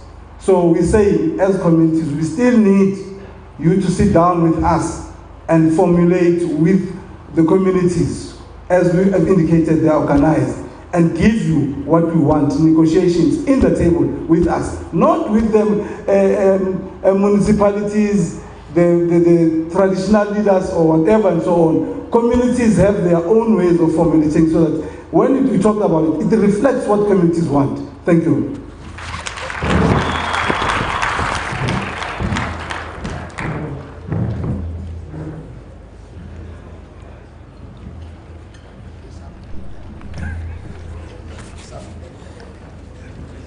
Thank you very much, Makua, Mr. Mbangula. We'll move now to the third section of the stakeholders, and that is labor. And labor, this is employee representatives. And first, we will call upon United Association of South Africa, UASA, Mr. F. Sterling, to speak. Thank you very much.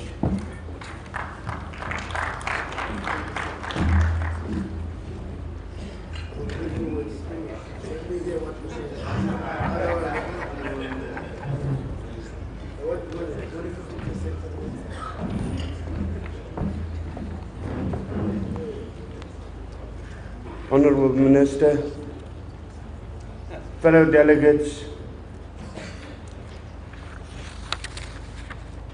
UASA, the union, participates in various forums representing our members, from the wage negotiation tables to the Mine Health and Safety Council and all over. And we're also part of FEDUSA, the Federation. I want to start off by making it quite clear that UASA fully supports the government's initiatives with regards to historical disparities, the upholdment of the Freedom Charter, broad charter concerns, and alignment with other mining legislation. I want to start off with our concerns with ownership.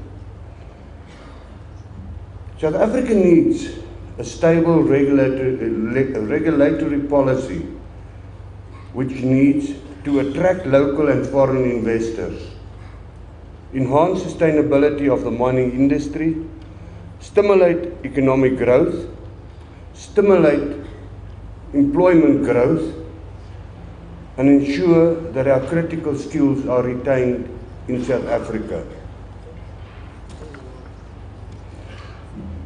UASA needs, from UASA side, we need clarity in terms of the once empowered, always empowered.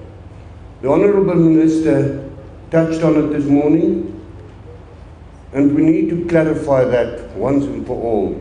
We can't run to the courts all the time. We need to take the Charter and align it with all other legislations. Health and safety needs to be put back into the Charter from our side. It's a fundamental right that each and every person can work in a safe working place and go home safe. Social development plans needs to address training as well. Can't just be the other things. At this point in time, we've heard from the previous two speakers that they are not comfortable with the current situation in terms of community forums. The fact that mining houses does not consult properly. And therefore, from UASA side, we say we need to look at a situation where future forums that are written into the MPRDA needs to link up with the community forums. There should be some link towards the two, so that communities can contribute as well as labor. Because at the end of the day, those members that are working on the mine are also community members. And we need to make sure that the right message goes back to the people. We need to look at employment equity versus BBBEE. If we look at a situation of once empowered, always empowered, there's a situation where on the one hand we're talking life of license, 30 years, versus the life of mine. What happens if a person sells that mine? The current version basically says the new owner needs to take out and reinvest. Which means at the end of the day, when you're looking at the situation where you've got your rich mines versus the poor mines, smaller, the bottom feeders, as we call them in the industry, the bottom feeders will never buy the rich ones when the rich ore are out. So therefore, at one point or another, we will end up with a situation whereby a mine, whereby it will not be affordable to mine that mine, and they will not be able to sell it to a bottom feeder. And we need to take cognizance of that.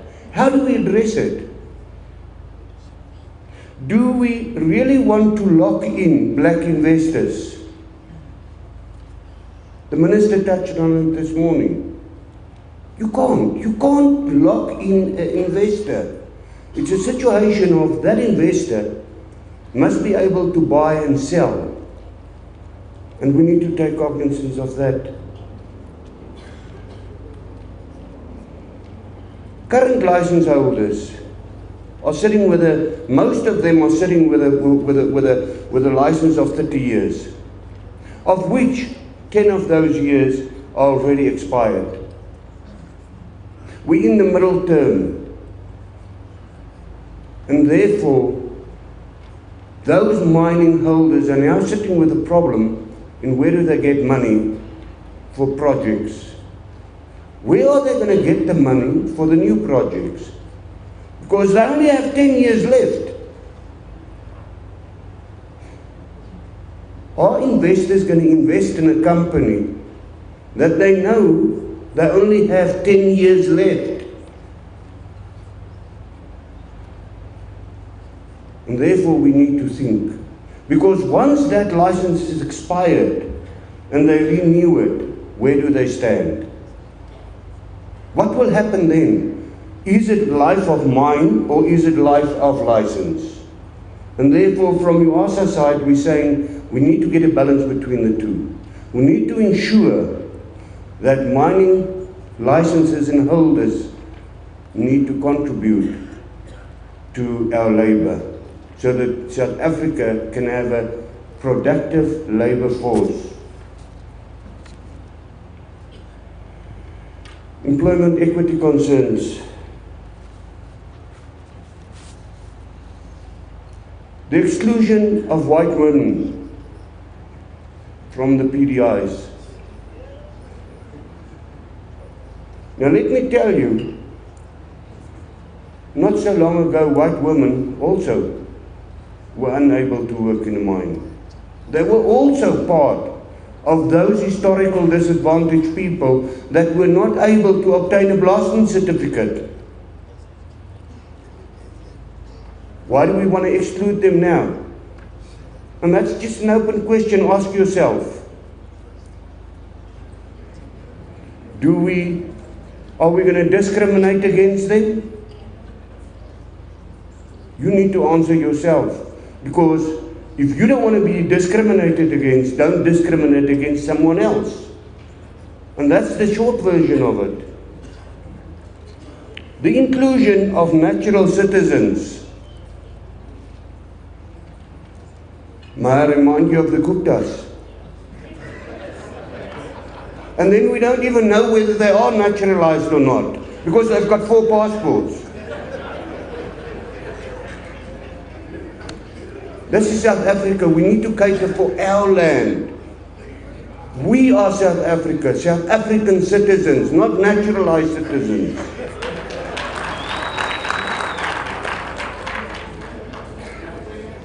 I want to touch on the targets for women. And I want to start off by saying the following. And this is that I was unfortunate, one of the unions that were in Rustenburg at the point in time when the lady was captured underground and raped and left dead. Is that what we want? We need to ensure safety first for women.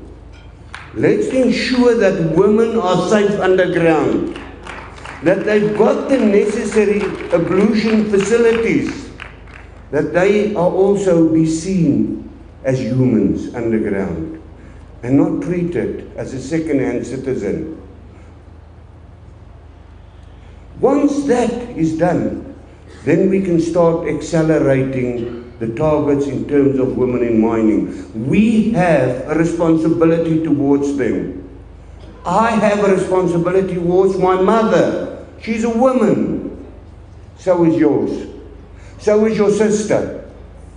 Take that responsibility up and make sure that they are safe underground before you just push them underground to be second-hand citizens.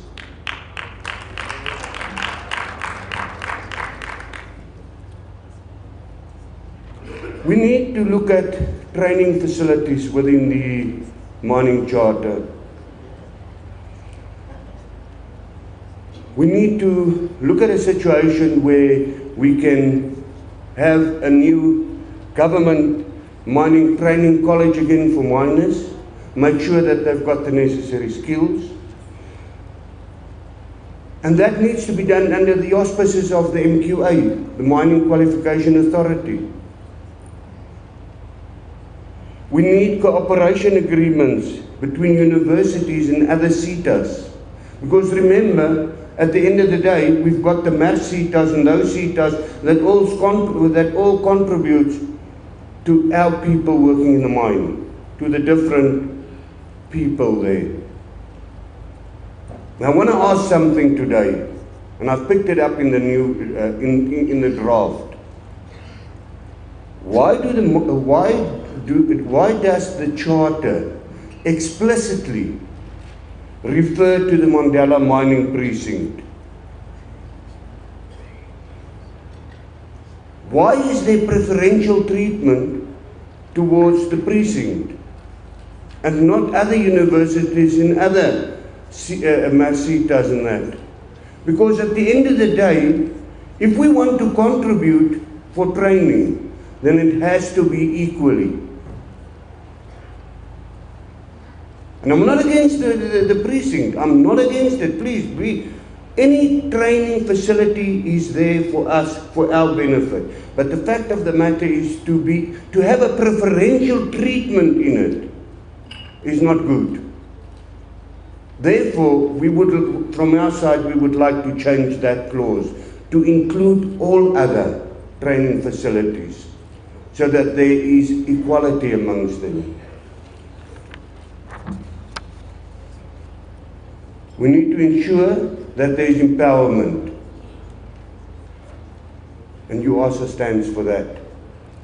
We need to ensure that we retain skills and we don't lose our skills.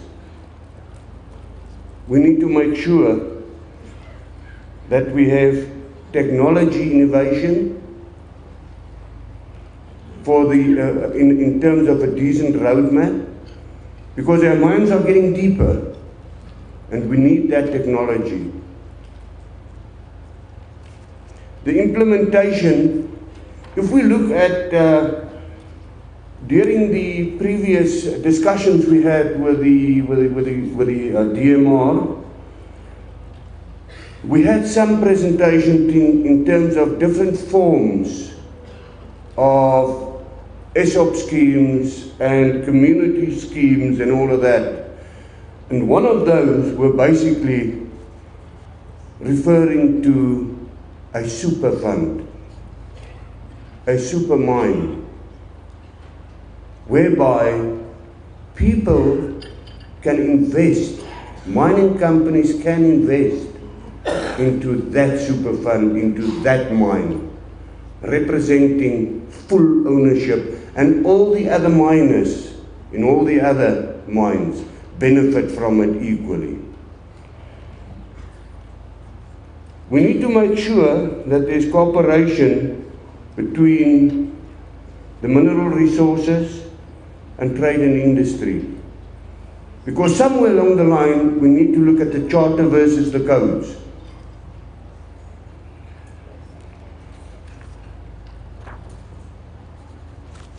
At the end of the day, we need to take cognizance of one thing, and that is whether I, as a worker, get my shares or not. I want to look at the employers and say to them, when you invest in your employees, in your communities, you will invest in South Africa. Because at the end of the day, a person that receives something and can build wealth on it are happy. And that person will be a responsible employee. So we're looking at you and we're saying to you, please think about the situation in terms of the amount of shares. It's not wasted. It might seem wasted, but it's not. And you need to contribute, please. Thank you.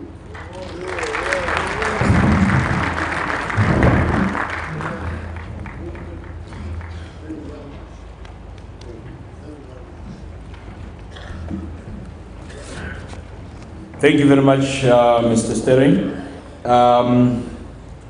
Ladies and gentlemen, I know that I have kept you in here for uncomfortably longer.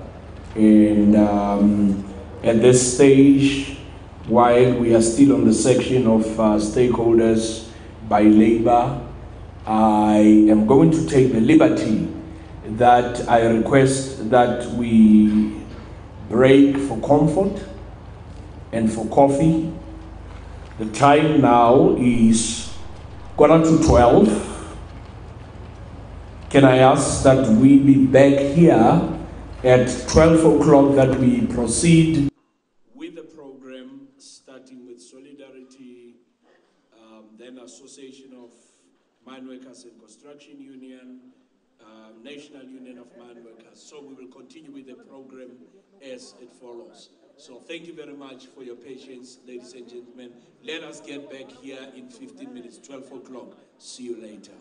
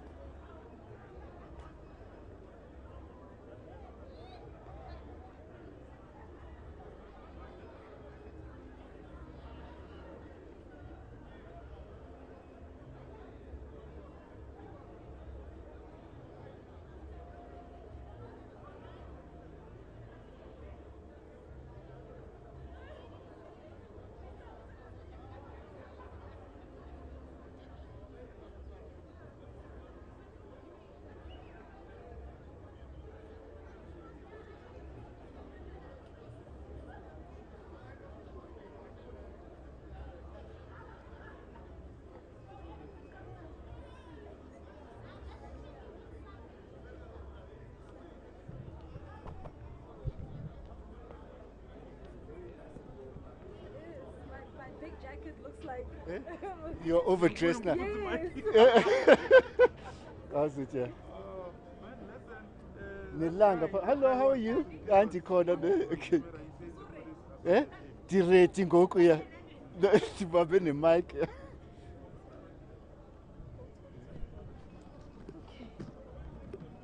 Ilanga, is it okay? Yeah. I'm sorry. Okay. Yes, much better. Thank you. Okay, so I should stand here. Aren't they gonna see me in the reflection over there? No, I don't see no reflection. Yeah. Oh, okay, no one's gonna see me, it's fine. And no one's gonna see how short I am. No, that's all right. compared to you. How's my sister doing? Yeah? She's doing well. Yes, she's doing good. She's at the Durban July. I was supposed to be there as well. Oh, is it? Oh, wow. Our sister. Yeah, she did say. Our sister is the chairman of the horse racing I company. see. Yeah. She did say because the but P is okay. Please introduce yourself, name, surname, Sorry, designation. my name is Duman Kubule. I'm the founder of the Center for Economic Development and Transformation. Okay, no problem. The minister's made some very strong pronouncements about being Keynesian, the country being Keynesian, and therefore the government being able to intervene in the economy. Please tell us more about that. What does that mean? No, okay. The minister talked about the fact that they are creating opportunities for black people to participate in the industry, but the design of the charter is closing the opportunities for black people to participate in the charter. So I'll be addressing these issues at the summit today. The core issue here is the whole issue of once empowered, always empowered. And let me just explain that simply. In 1998, Anglo Gold sold the mines to Patrice Motsepe, Arm Gold. And he subsequently sold those mines and exited the company. So what I'm trying to say is that the mines, they want to still receive recognition for that 20 years after, many years after the black shareholders exited. So I'm saying that is it's very unreasonable of the miners to expect indefinite recognition of empowerment credits long after the black shareholders left. So for me, that is a crucial issue in terms of empowerment today. Yeah. Definitely, that is the key point in all the conversations. One other thing that actually stuck out was transformation and inclusive growth. And it seems as though government is trying to use transformation as a form of achieving its goals for inclusive growth. Please tell us more about that. The problem is that traditionally the bar for empowerment in the mining industry has been far lower than what applies in the rest of the economy. Mining, if you look at different reports and surveys, it's one of the least transformed industries in South Africa. And I think that this charter, unfortunately, continues to set the bar too low compared to other sectors of the economy. So those are the issues that I'll be challenging. For example, the representation of black women. The targets are set way too low compared to the rest of the economy. The targets for employment equity are way too low compared to the rest of the economy. And I think those are the issues that we should be addressing in the charter. And government has also made the pronouncements about a 5%, that is 5% of shares that is supposed, yes, the free carry. Let me just talk about the free carry. The Chamber's being very unreasonable on this issue of the free carry, and they're introducing scaremongering tactics that investments will go away because if we have this free carry. I haven't made two things on the free carry. The free carry is best practice in all mining jurisdictions throughout the world. I've done research on African countries. Every single African mining country has got a free carry, usually for the state. There's only one country in my research, that is Tanzania, that does not have a state free carry, and they are now introducing a bill to make sure that there is a free carry. That's number one. So it is best practice throughout the world to reserve a portion for usually the state. And in South Africa, we're saying, no, the state is not going to be there. It's for the communities and worker, and I think it's completely reasonable. The other thing, I've done a lot of research on black empowerment in the JSE on the top 100 companies. Many of the large BE transactions, they do have a free carry element. I'll use the example, for example, First Rand.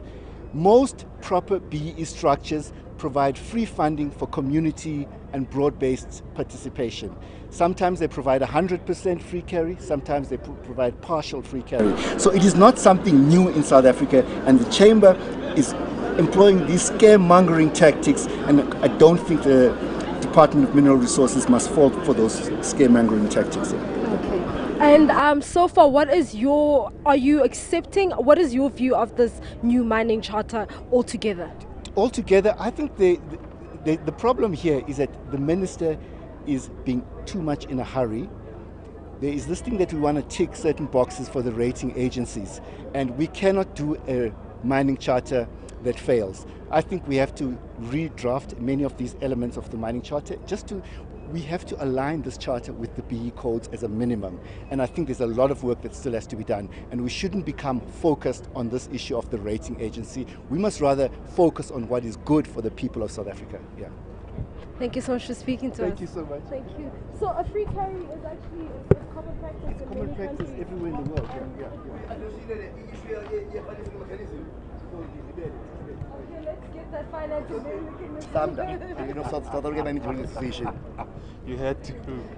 Because I mean, we won't be able to have all of this thing if we don't have the money. It's very important. Okay, let's just do the interview first. SAMDA, South African Mining Association, with the Bridget Hadeb. Tabo, chocolate my name. Give me business card. More this way. Yes. Yeah. More to slightly, yeah, right, perfect. And then you keep money. Sure. No, it's fine. And beneficiation. I mean, long after mining, those communities must be able to live. Are you ready, buddy? Yeah. Okay, I'm ready. Please introduce yourself. Please introduce yourself. Name, surname, designation. Thabo Shokole. I'm a director in South African Mining Development Association, SAMDA.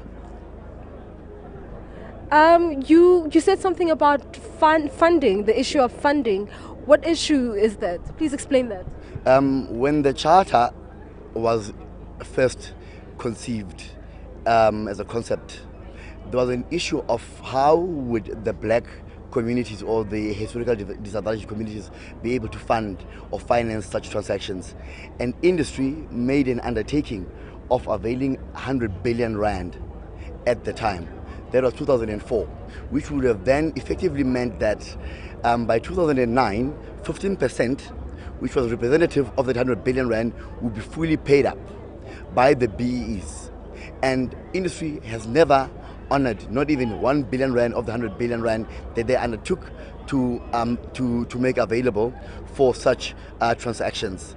Hence, we find ourselves today not even owning 3% of the actual market capitalization of the JSE. That's only looking at 49 listed companies, not to mention the other 100 unlisted entities within the mining sector. So hence I'm saying industry has failed us dismally. They made undertakings that they've never kept as their promises that they have made. So for as long as we are not able to fund these transactions, we are going nowhere. We are just blowing hot air. And what is your view of this proposed new mining charter? Look, this proposed new mining charter, as far as we are concerned, is just a step backwards. If you look at all the mining charters, the 2004 mining charter, the 2009 mining charter, the targets that we should have been at by 2014 was supposed to have been 26% minimum. But the survey that we did as SAMDA in 2013 only showed that only 3% has fully vested in black hands. In other words, if I had to give an example, these are higher purchases, and a lot of these transactions that were done earlier at the boom of the price of the commodities, people then made loans, took out loans in order to finance those transactions, and when the prices of the commodities went south, people ended up actually owing the banks for what they don't own. So for as long as there is no mechanism to fund these transactions, we are going nowhere. And we've been one of the first people who've been advocating two possibilities. They're not mutually exclusive. The first one, we should have a resource bank, similar to your agricultural bank, your development bank, that will focus mainly on mining transactions and fund those and take into account the fluctuations in the commodity prices. That is number one. Number two, we've been saying there's a model that the Australians are using currently. It's called the flow-through stock market model, whereby the tax benefit at inception or actually at prospecting stage, those people can get what is called a section 11A or 11B, call it whatever you want to call it, but they can get a deduction because in the law, in the Tax Act, you can only deduct an expense which you can match to a revenue. But mining, by its very nature, you incur a lot of expenses upfront before you even make a cent. Now, what do we then say? For as long as there is no tax break before you produce, there is nobody who's going to fund you, because mining is a highly risky business, especially at inception when you're still prospecting. So we need a model that caters those anomalies within the mining space vis-a-vis your mainstream economies. Thank you. Thank you. I still need your business card. I don't have one. I can write down if you... Do you have pen and paper? I don't have one. I've already asked someone to write their number on my piece of paper here.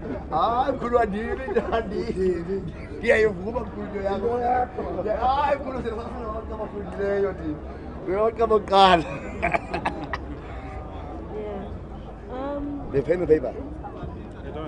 My pen and paper is inside, yes? So, I need... The pen and paper. That you use. I know pen and paper. There should be a pen and paper in the pack. The channel. Yeah, thanks. Start from the back. That's a special mistake. Okay.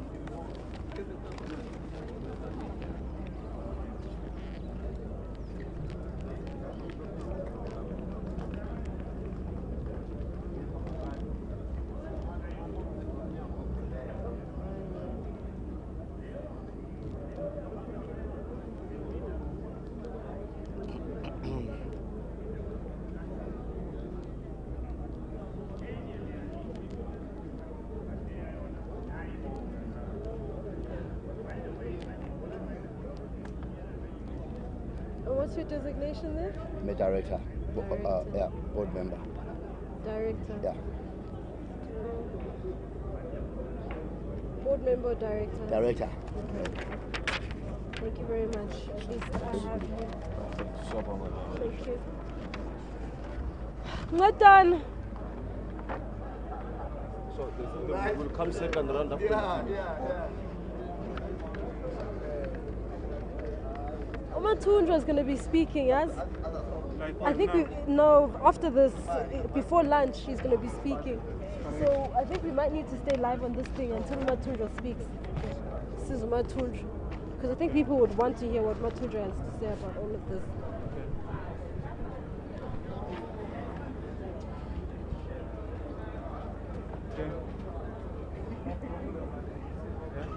Okay, please introduce yourself, your name, your surname, and who you represent. My name is Ben Sekauno. I'm the president of South African National Mining Council. I came to this summit as a delegate to come and to participate in this summit, and only to find that when I get the program, I discover that there is something on the program that I have to mention inside the conference. And then I call upon the program director.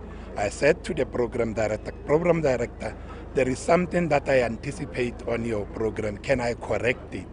And then only to find that the program director could not give me a platform to do that, because as a mining council of South Africa, I saw the name of Mineral Council of South Africa in the list, of which from where I'm sitting, I have a case with them. We filed a case in Pretoria, North Gauteng, fighting over the name, because they've been mineral chamber of mines since 1870, and they claim that they've been changing names from pillar to post, but when you look at that name, it has never changed from the history, because it was a chamber of mine of KwaZulu, Free State, Transvaal, and so on. Now they have moved to closer to South African National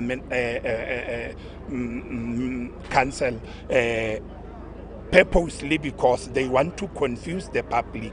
When you talk about the South African National Council, and then people get lost and get confused. And our intention was to say to the program director, can these people, because this case is before the court, can they call themselves, go back to their name, because a CIPRO could not grant that name since we have make that case before the court. Now, only to find that I was attacked by the police, I was assaulted, and now I have to go and see the doctor and open up a case because I'm injured now on my left leg and so on and so on.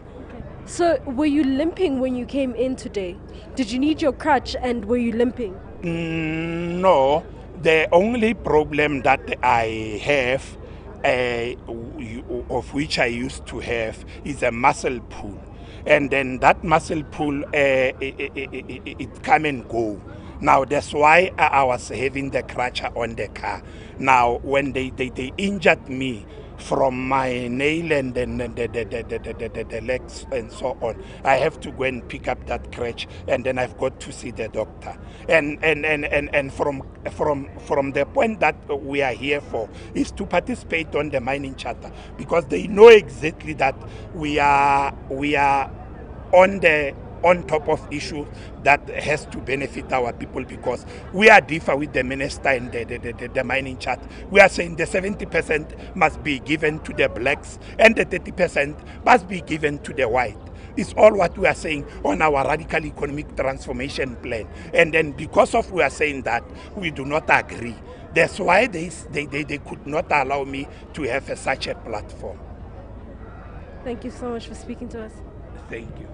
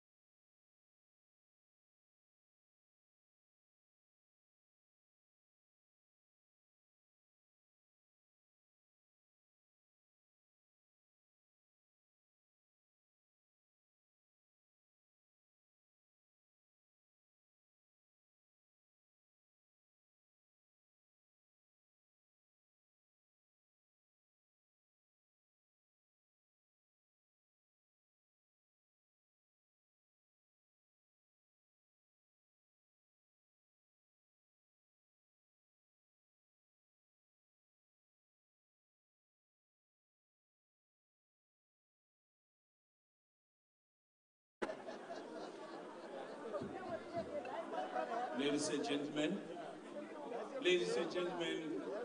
can we please be seated? We are back in session. Please, may we all be seated? We are back in session. Thank you very much. Thank you very much. We are back in session. Ladies, please, we are back in session. Can everyone be seated, please? Can everybody be seated, please? Thank you, thank you, thank you, thank you. Thank you, thank you, thank you. Thank you very much. Thank you.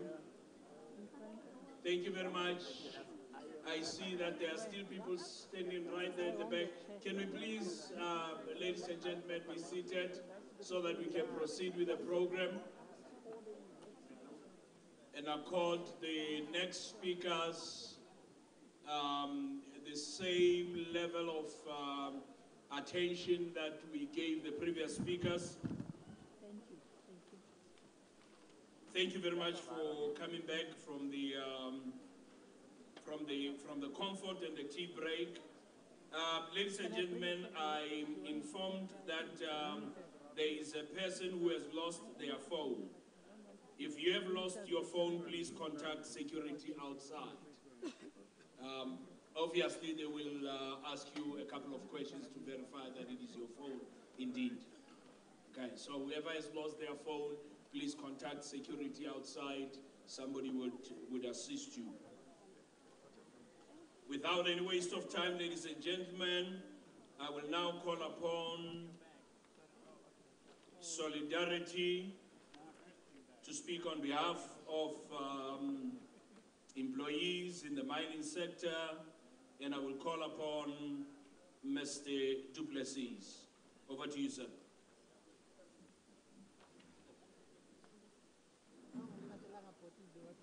Thank you, Program Director, Mr. Mantashe,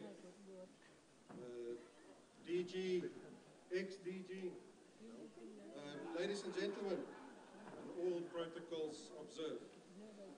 Well, first of all, Minister Mantashe, you referred to the old Mineworkers going on strike regarding the blasting ticket, so I can't go into the past. But I can't say to you, Minister, after listening to some of the, or look at the proceedings and look at some of the development, we definitely need more solidarity amongst us. Then, first of all, if you and the mining charter talks, negotiations, and consultations, you wear different hats. First of all, you wear your mining hat, and then you need to look what is in the best interest of the mining industry. Then you wear your South African hat, and you look at what's the best interest of South Africa. Then obviously, as a unionist, you look at what's the best interest of employees, but as per the program, I'm also here to speak to you on behalf of Solidarity. And perhaps it may come as a surprise to you, but sometimes on our side of Solidarity, if you look at the mining charter, we sometimes hope for a more radical charter. And the simple reason for that is we want to get through this process where a charter can unite us. We feel at the moment the charter is dividing us, there's way too much anger, and we are an angry nation as well. And we were hoping we can get a charter that we can say this is the final charter. We can write final over it and then get normality back into the mining industry. Because the ideal situation for us is, if you look at the charter, if you look at the content, it needs to benefit the maximum number of workers, communities, even your shareholders, a maximum amount of tax to be generated out of the mining industry. And you can only do it if there's calm and peace and normality in this industry. And the problem here is that everybody wants more.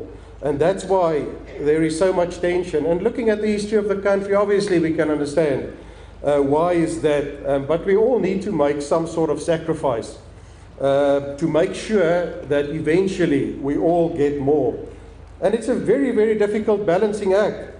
We need to look at the past, we need to look at the present, and we need to look at the future. And we need to balance that in the one charter. And we do it by focusing on the 3 T's.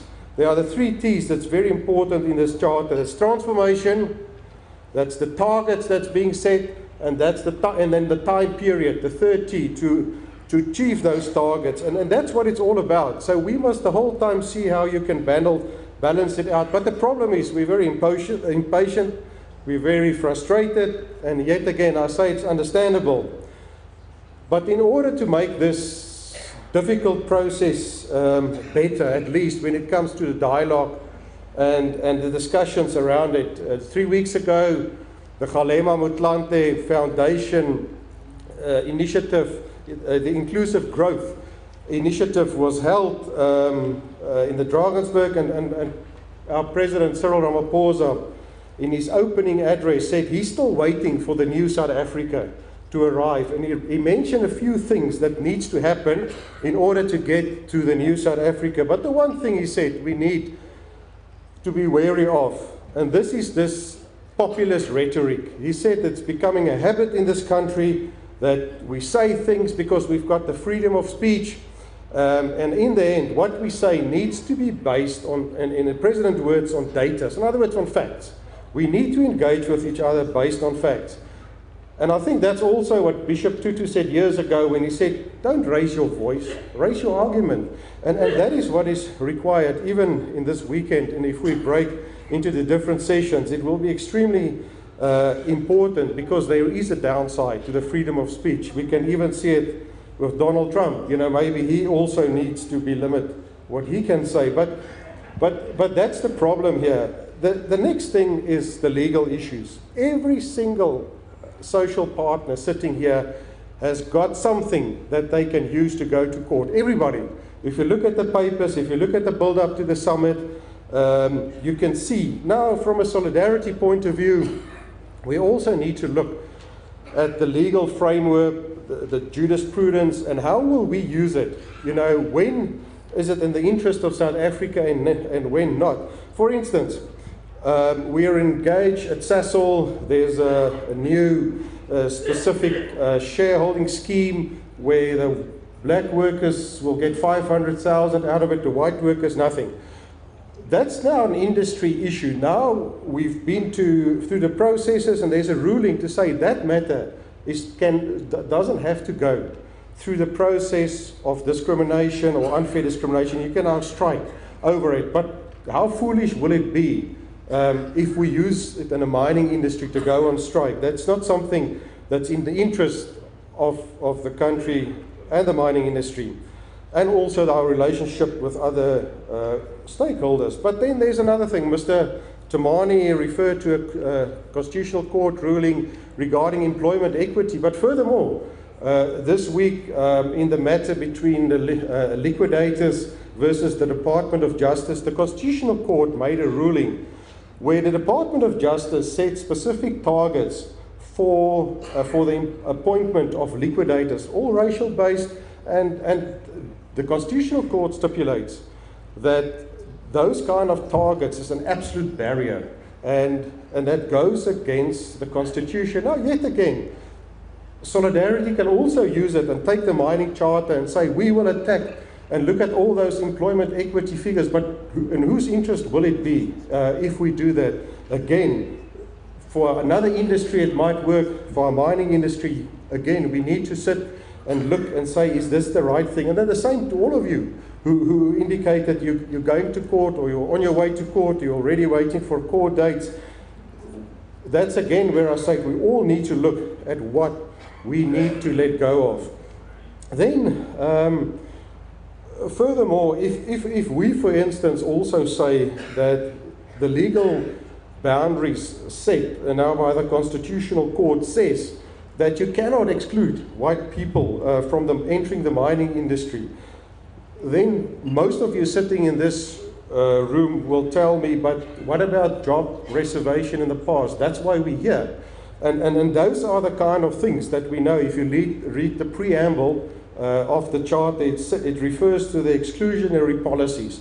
And that is what we said. We all need to go back and review our own positions. Because why? If you go through the litigation route, it's win-lose. In other words, you go to, for instance, the High Court, you lose your case. So lose, win, then you appeal, then it's win, lose, and then you go to Supreme Court of Appeal, you end up in the Constitutional Court, then it's lose, lose. Because what happens there?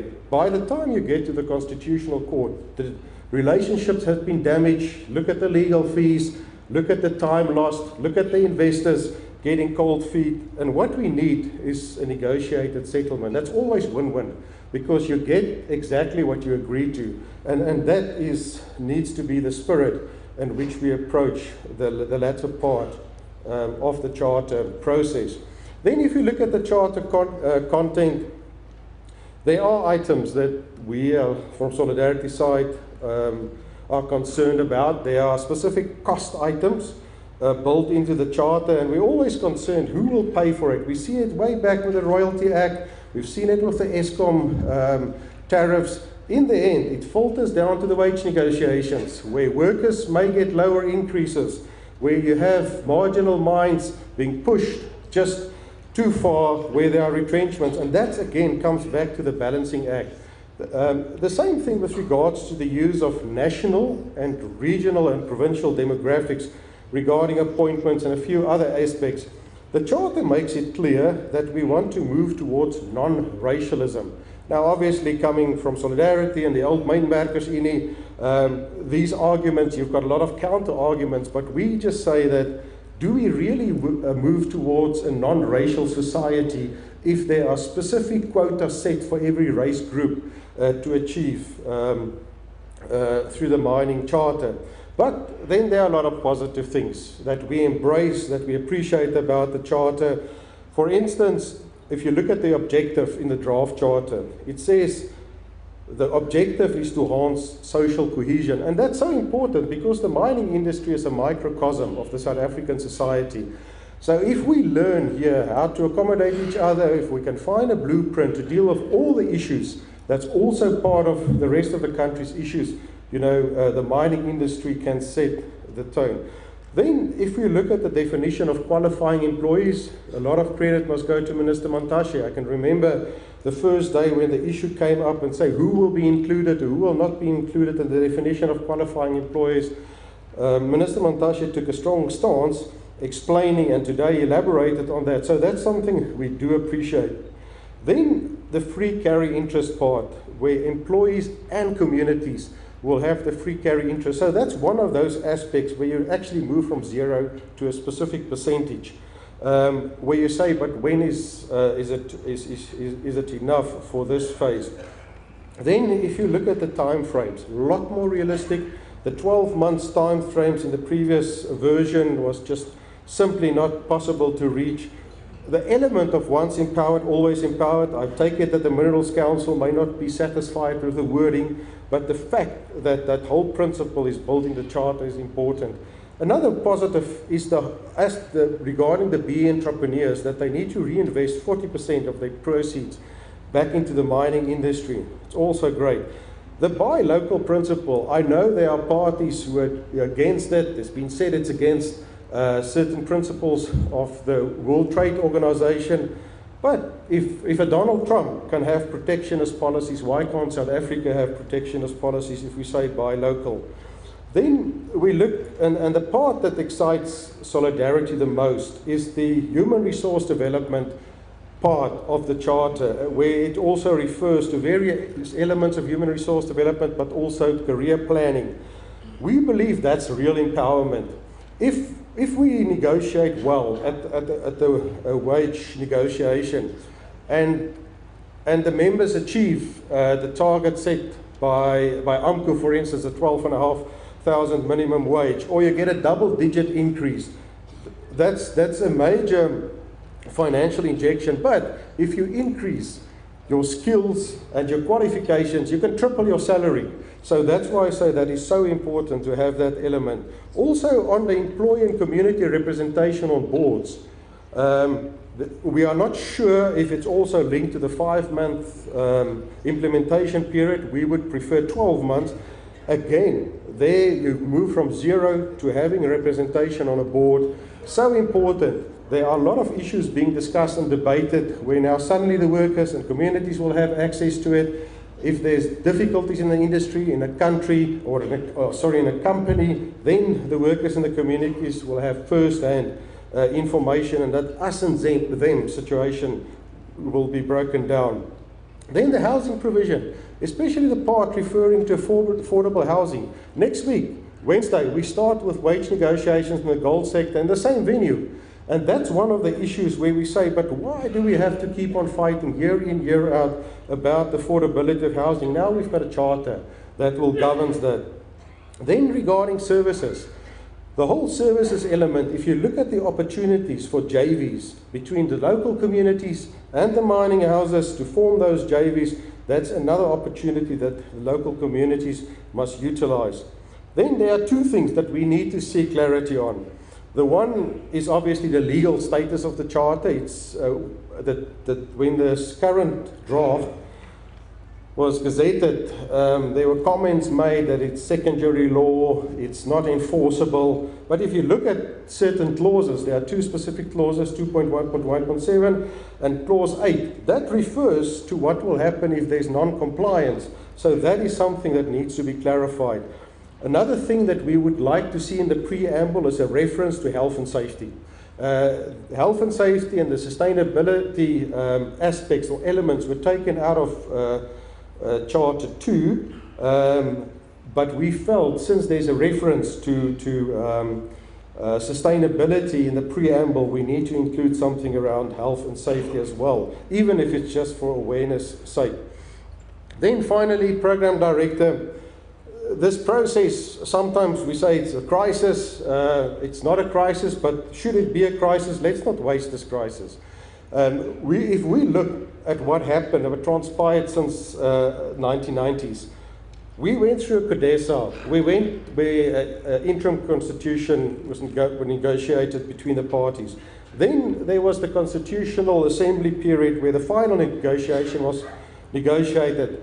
If you compare the Constitution to the Charter, the Constitution is 10 times more complicated and more difficult to achieve than comparing to the Charter. So we as the social partners, we need to rise above our differences. We need to wear our South African hats.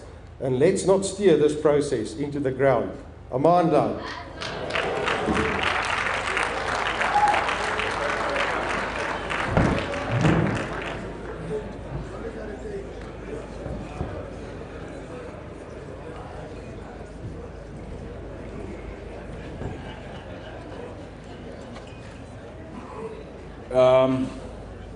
Thank you very much, Mr. Du Plessis.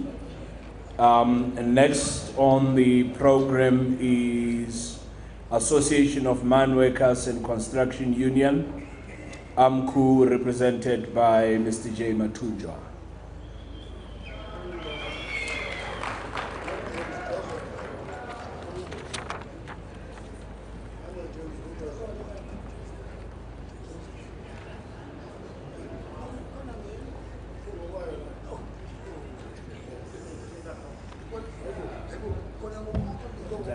Sanbonan.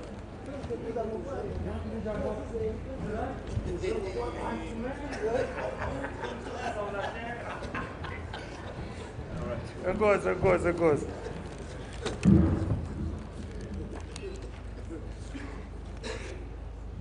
Sanbonan bakwethu ninjani niyaphila? Enkosi. Bathi ngesilumbi all protocol observed. Iseve ixesha kodwa. The South African economy is characterized by low economic growth, high unemployment and high level of poverty, and high Gini coefficient at 69.69, which equates to the high level of inequality.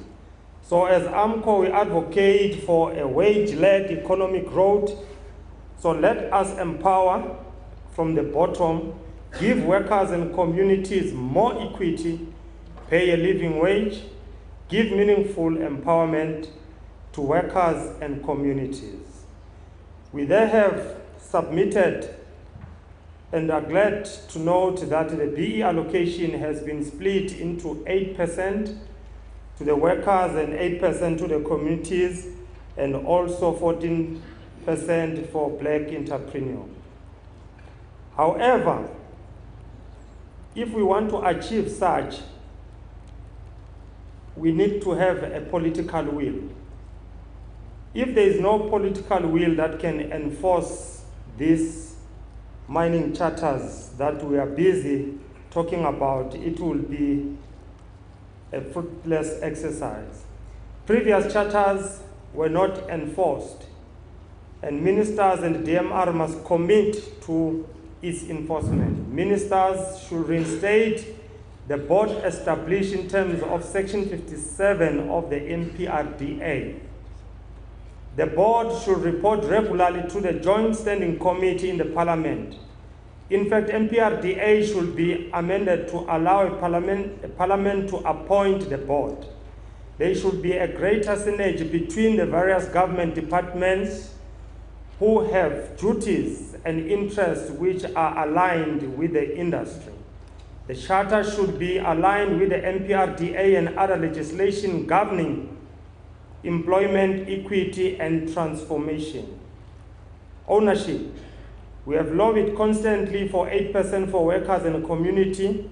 Charter gives lip services to this. Only new mining rights holders are required to allocate 8%. The question, what about these old boys that they've been looting all these minerals? Full 8% should be free carried interest, not only 5%. Charter directs that existing right holders should increase their BE percentage increase to 30%, but it is silent on workers and communities. Employment equity and human resources development. There is an existing legislation governing the employment equity and HRD. The targets in the charter are lower than the targets in the other legislations. Why is mining not following the BBBE codes which apply to all other industries? The charter should be aligned with the codes and governing other industries. Procurement and beneficiation. This is an area where the industry should commit to the upskilling of workers and communities so that they can participate upstream and downstream in the value chain.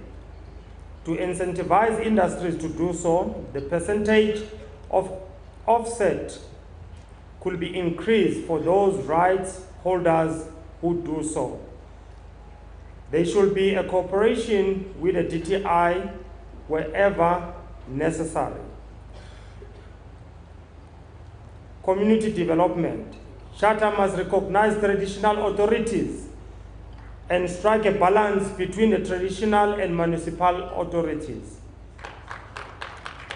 Ministers of Human Settlements and Treasury should be consulted to assist in a earmarking project facilitating development. Treasury cannot be excluded from these processes. Housing must reconsider the living out allowances, because these companies are paying less amount for living out allowances, which encourages the informal settlements around the mining houses.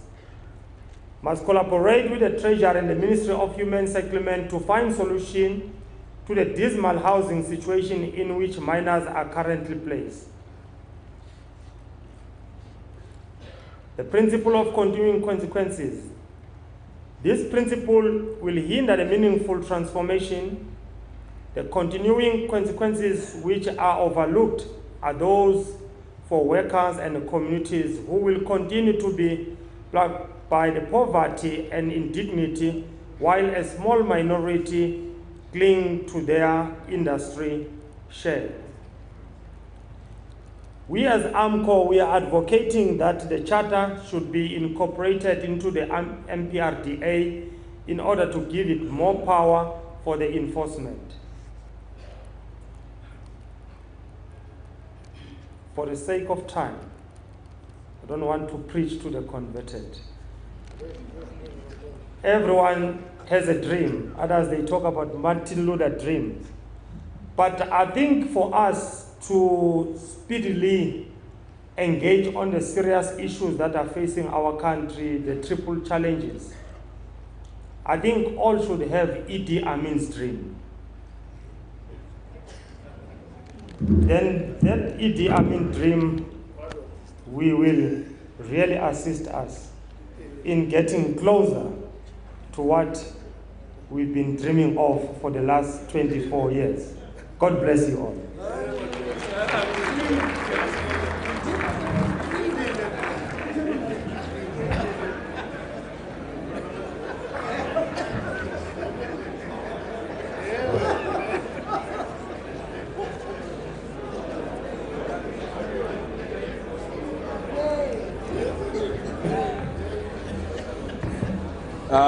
Thank you very much, Mr. Matunjwa. We shall come back some other time for the dream.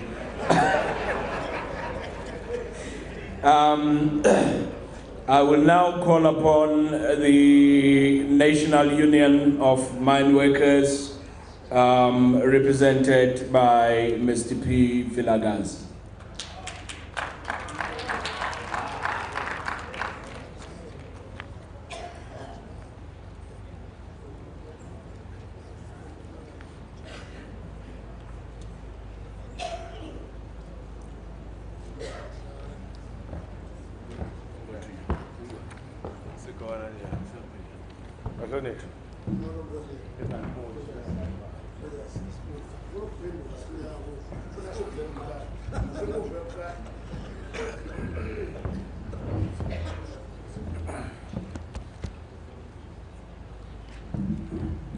Thank you very much, Program Director,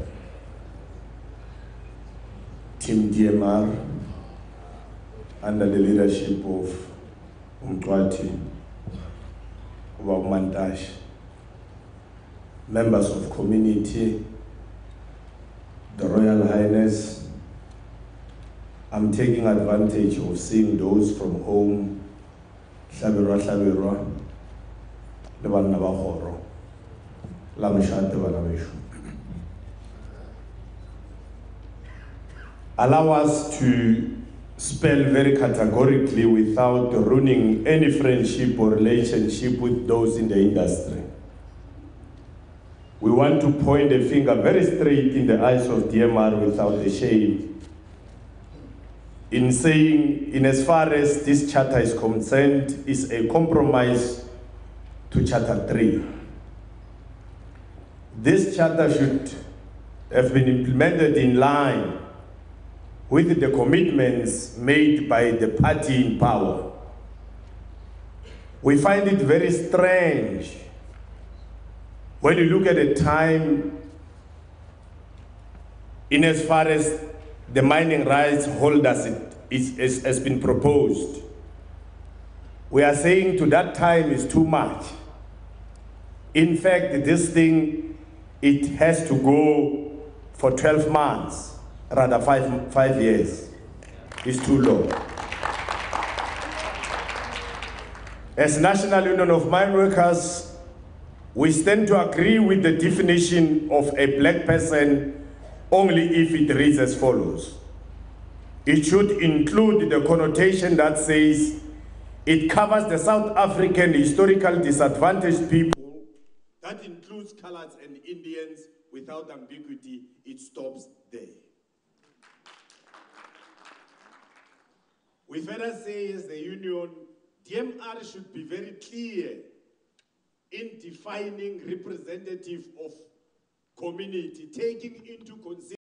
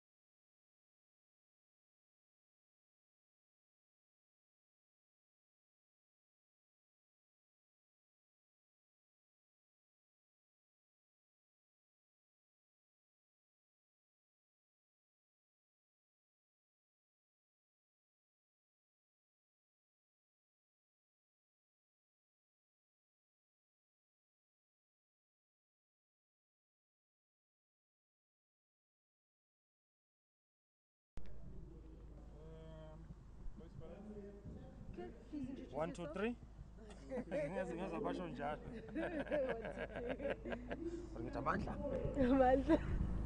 I've cut my speech very short. I mean, it's becoming preaching to the converted. They know these people what they're supposed to do. Yeah.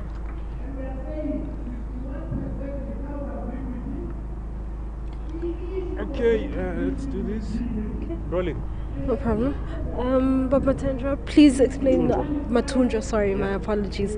But Matundra, please explain to you how you have received this new draft mining charter.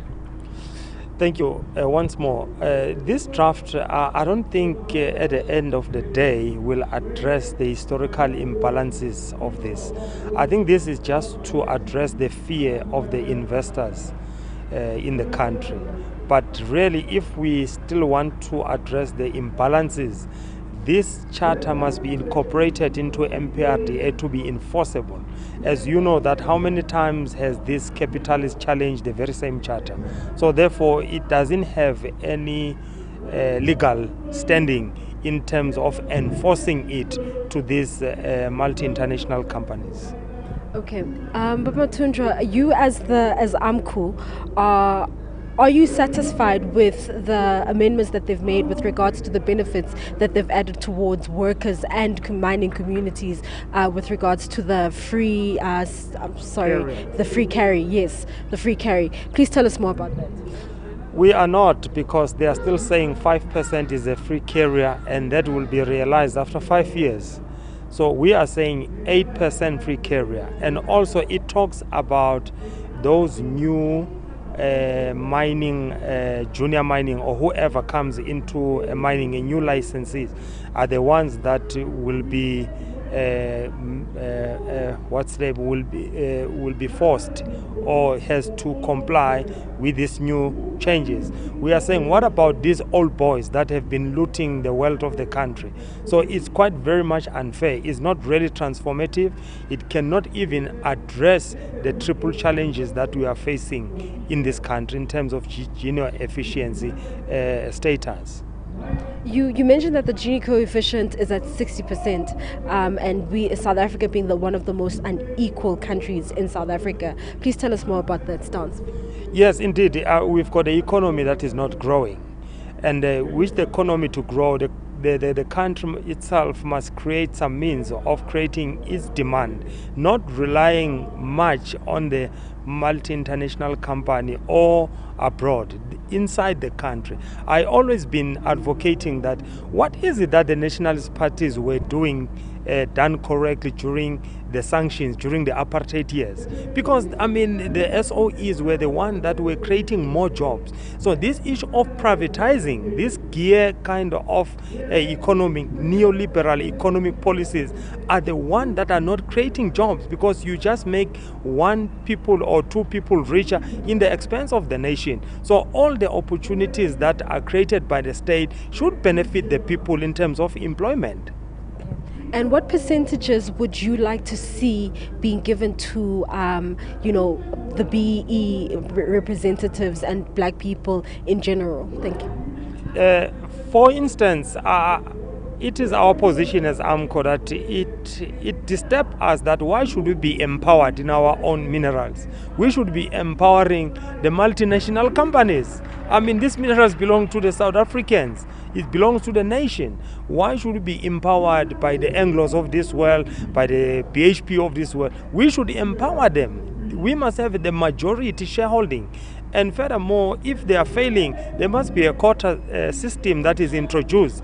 For instance, 60% you can export, and 40% must be for industrialization and beneficiation. Thank you so much for speaking to us. Thank you very much. Thank you very much. Matundra, may I please have your number or your spokesperson or someone that I can speak to? I came with a book, but I didn't come with a pen. Do you have a pen? Thank you.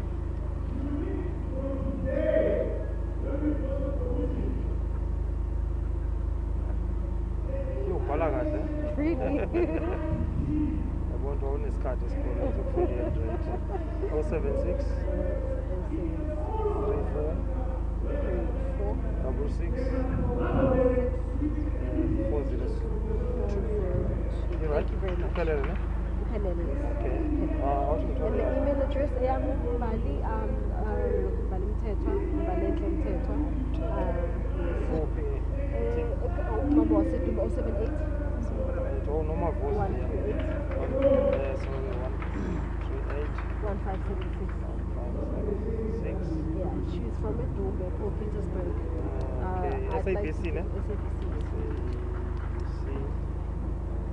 Bali Mthethwa, Nyamboza. Minister, why got I'm not related to him. I know people always make that that connection, but I don't know him, not at all. Yamazu Mavos. No, No, of course. No, weird. Oh, really? Yeah. Kupne ndawo do? Angazi kodwa nje weird, nginokhuluma. Oh, I see. Thina sisuke tholakele, mhlawumbe usuke endendeni. Okay. Oh, usuke But ebhadeni. sengiphinde ngashayela imisi. Oh, okay. Oh, now I'm giving you everything. Thank you so much. Thank you. I've got everything. I hope it all will be the best. Yeah? Thank you very much. Thank you.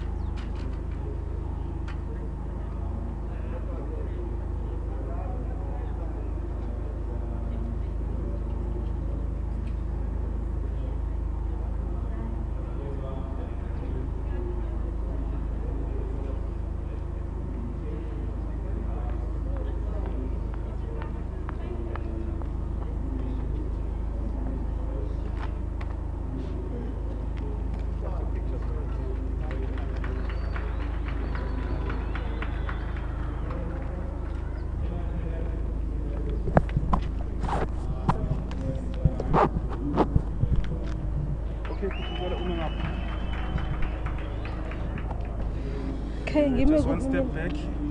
Thank you. Give me a good moment. Yeah? Give me a good give me a Yeah, because bonga babo. Yeah. Ibo file tap yawo man.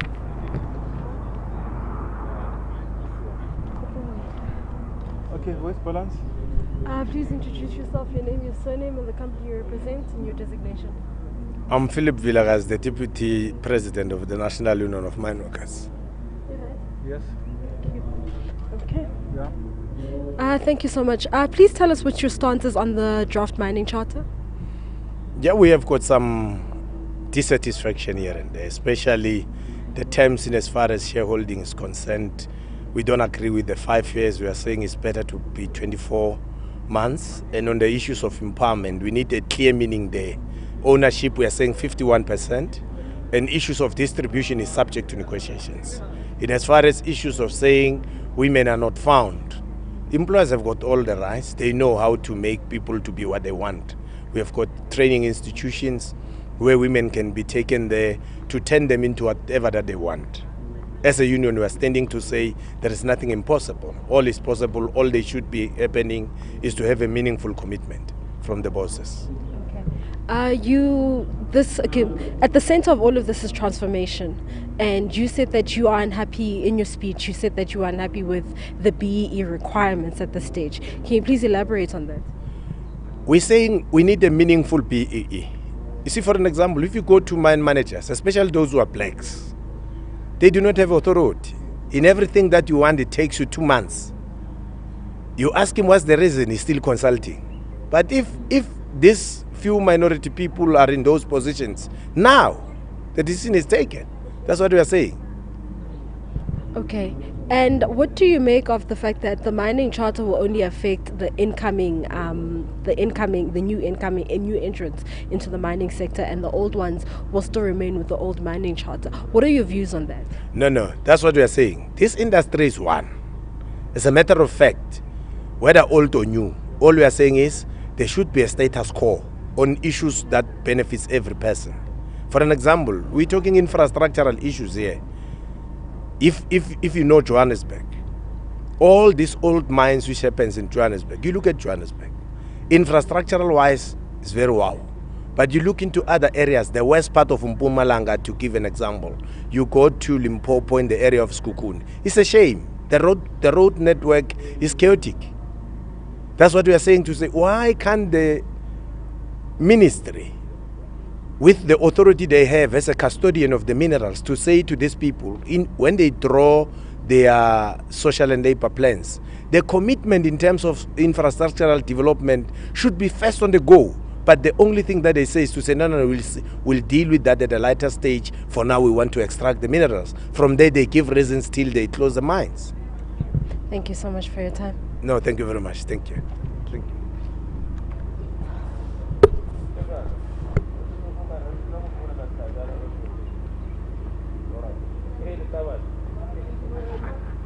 Guys, we can go.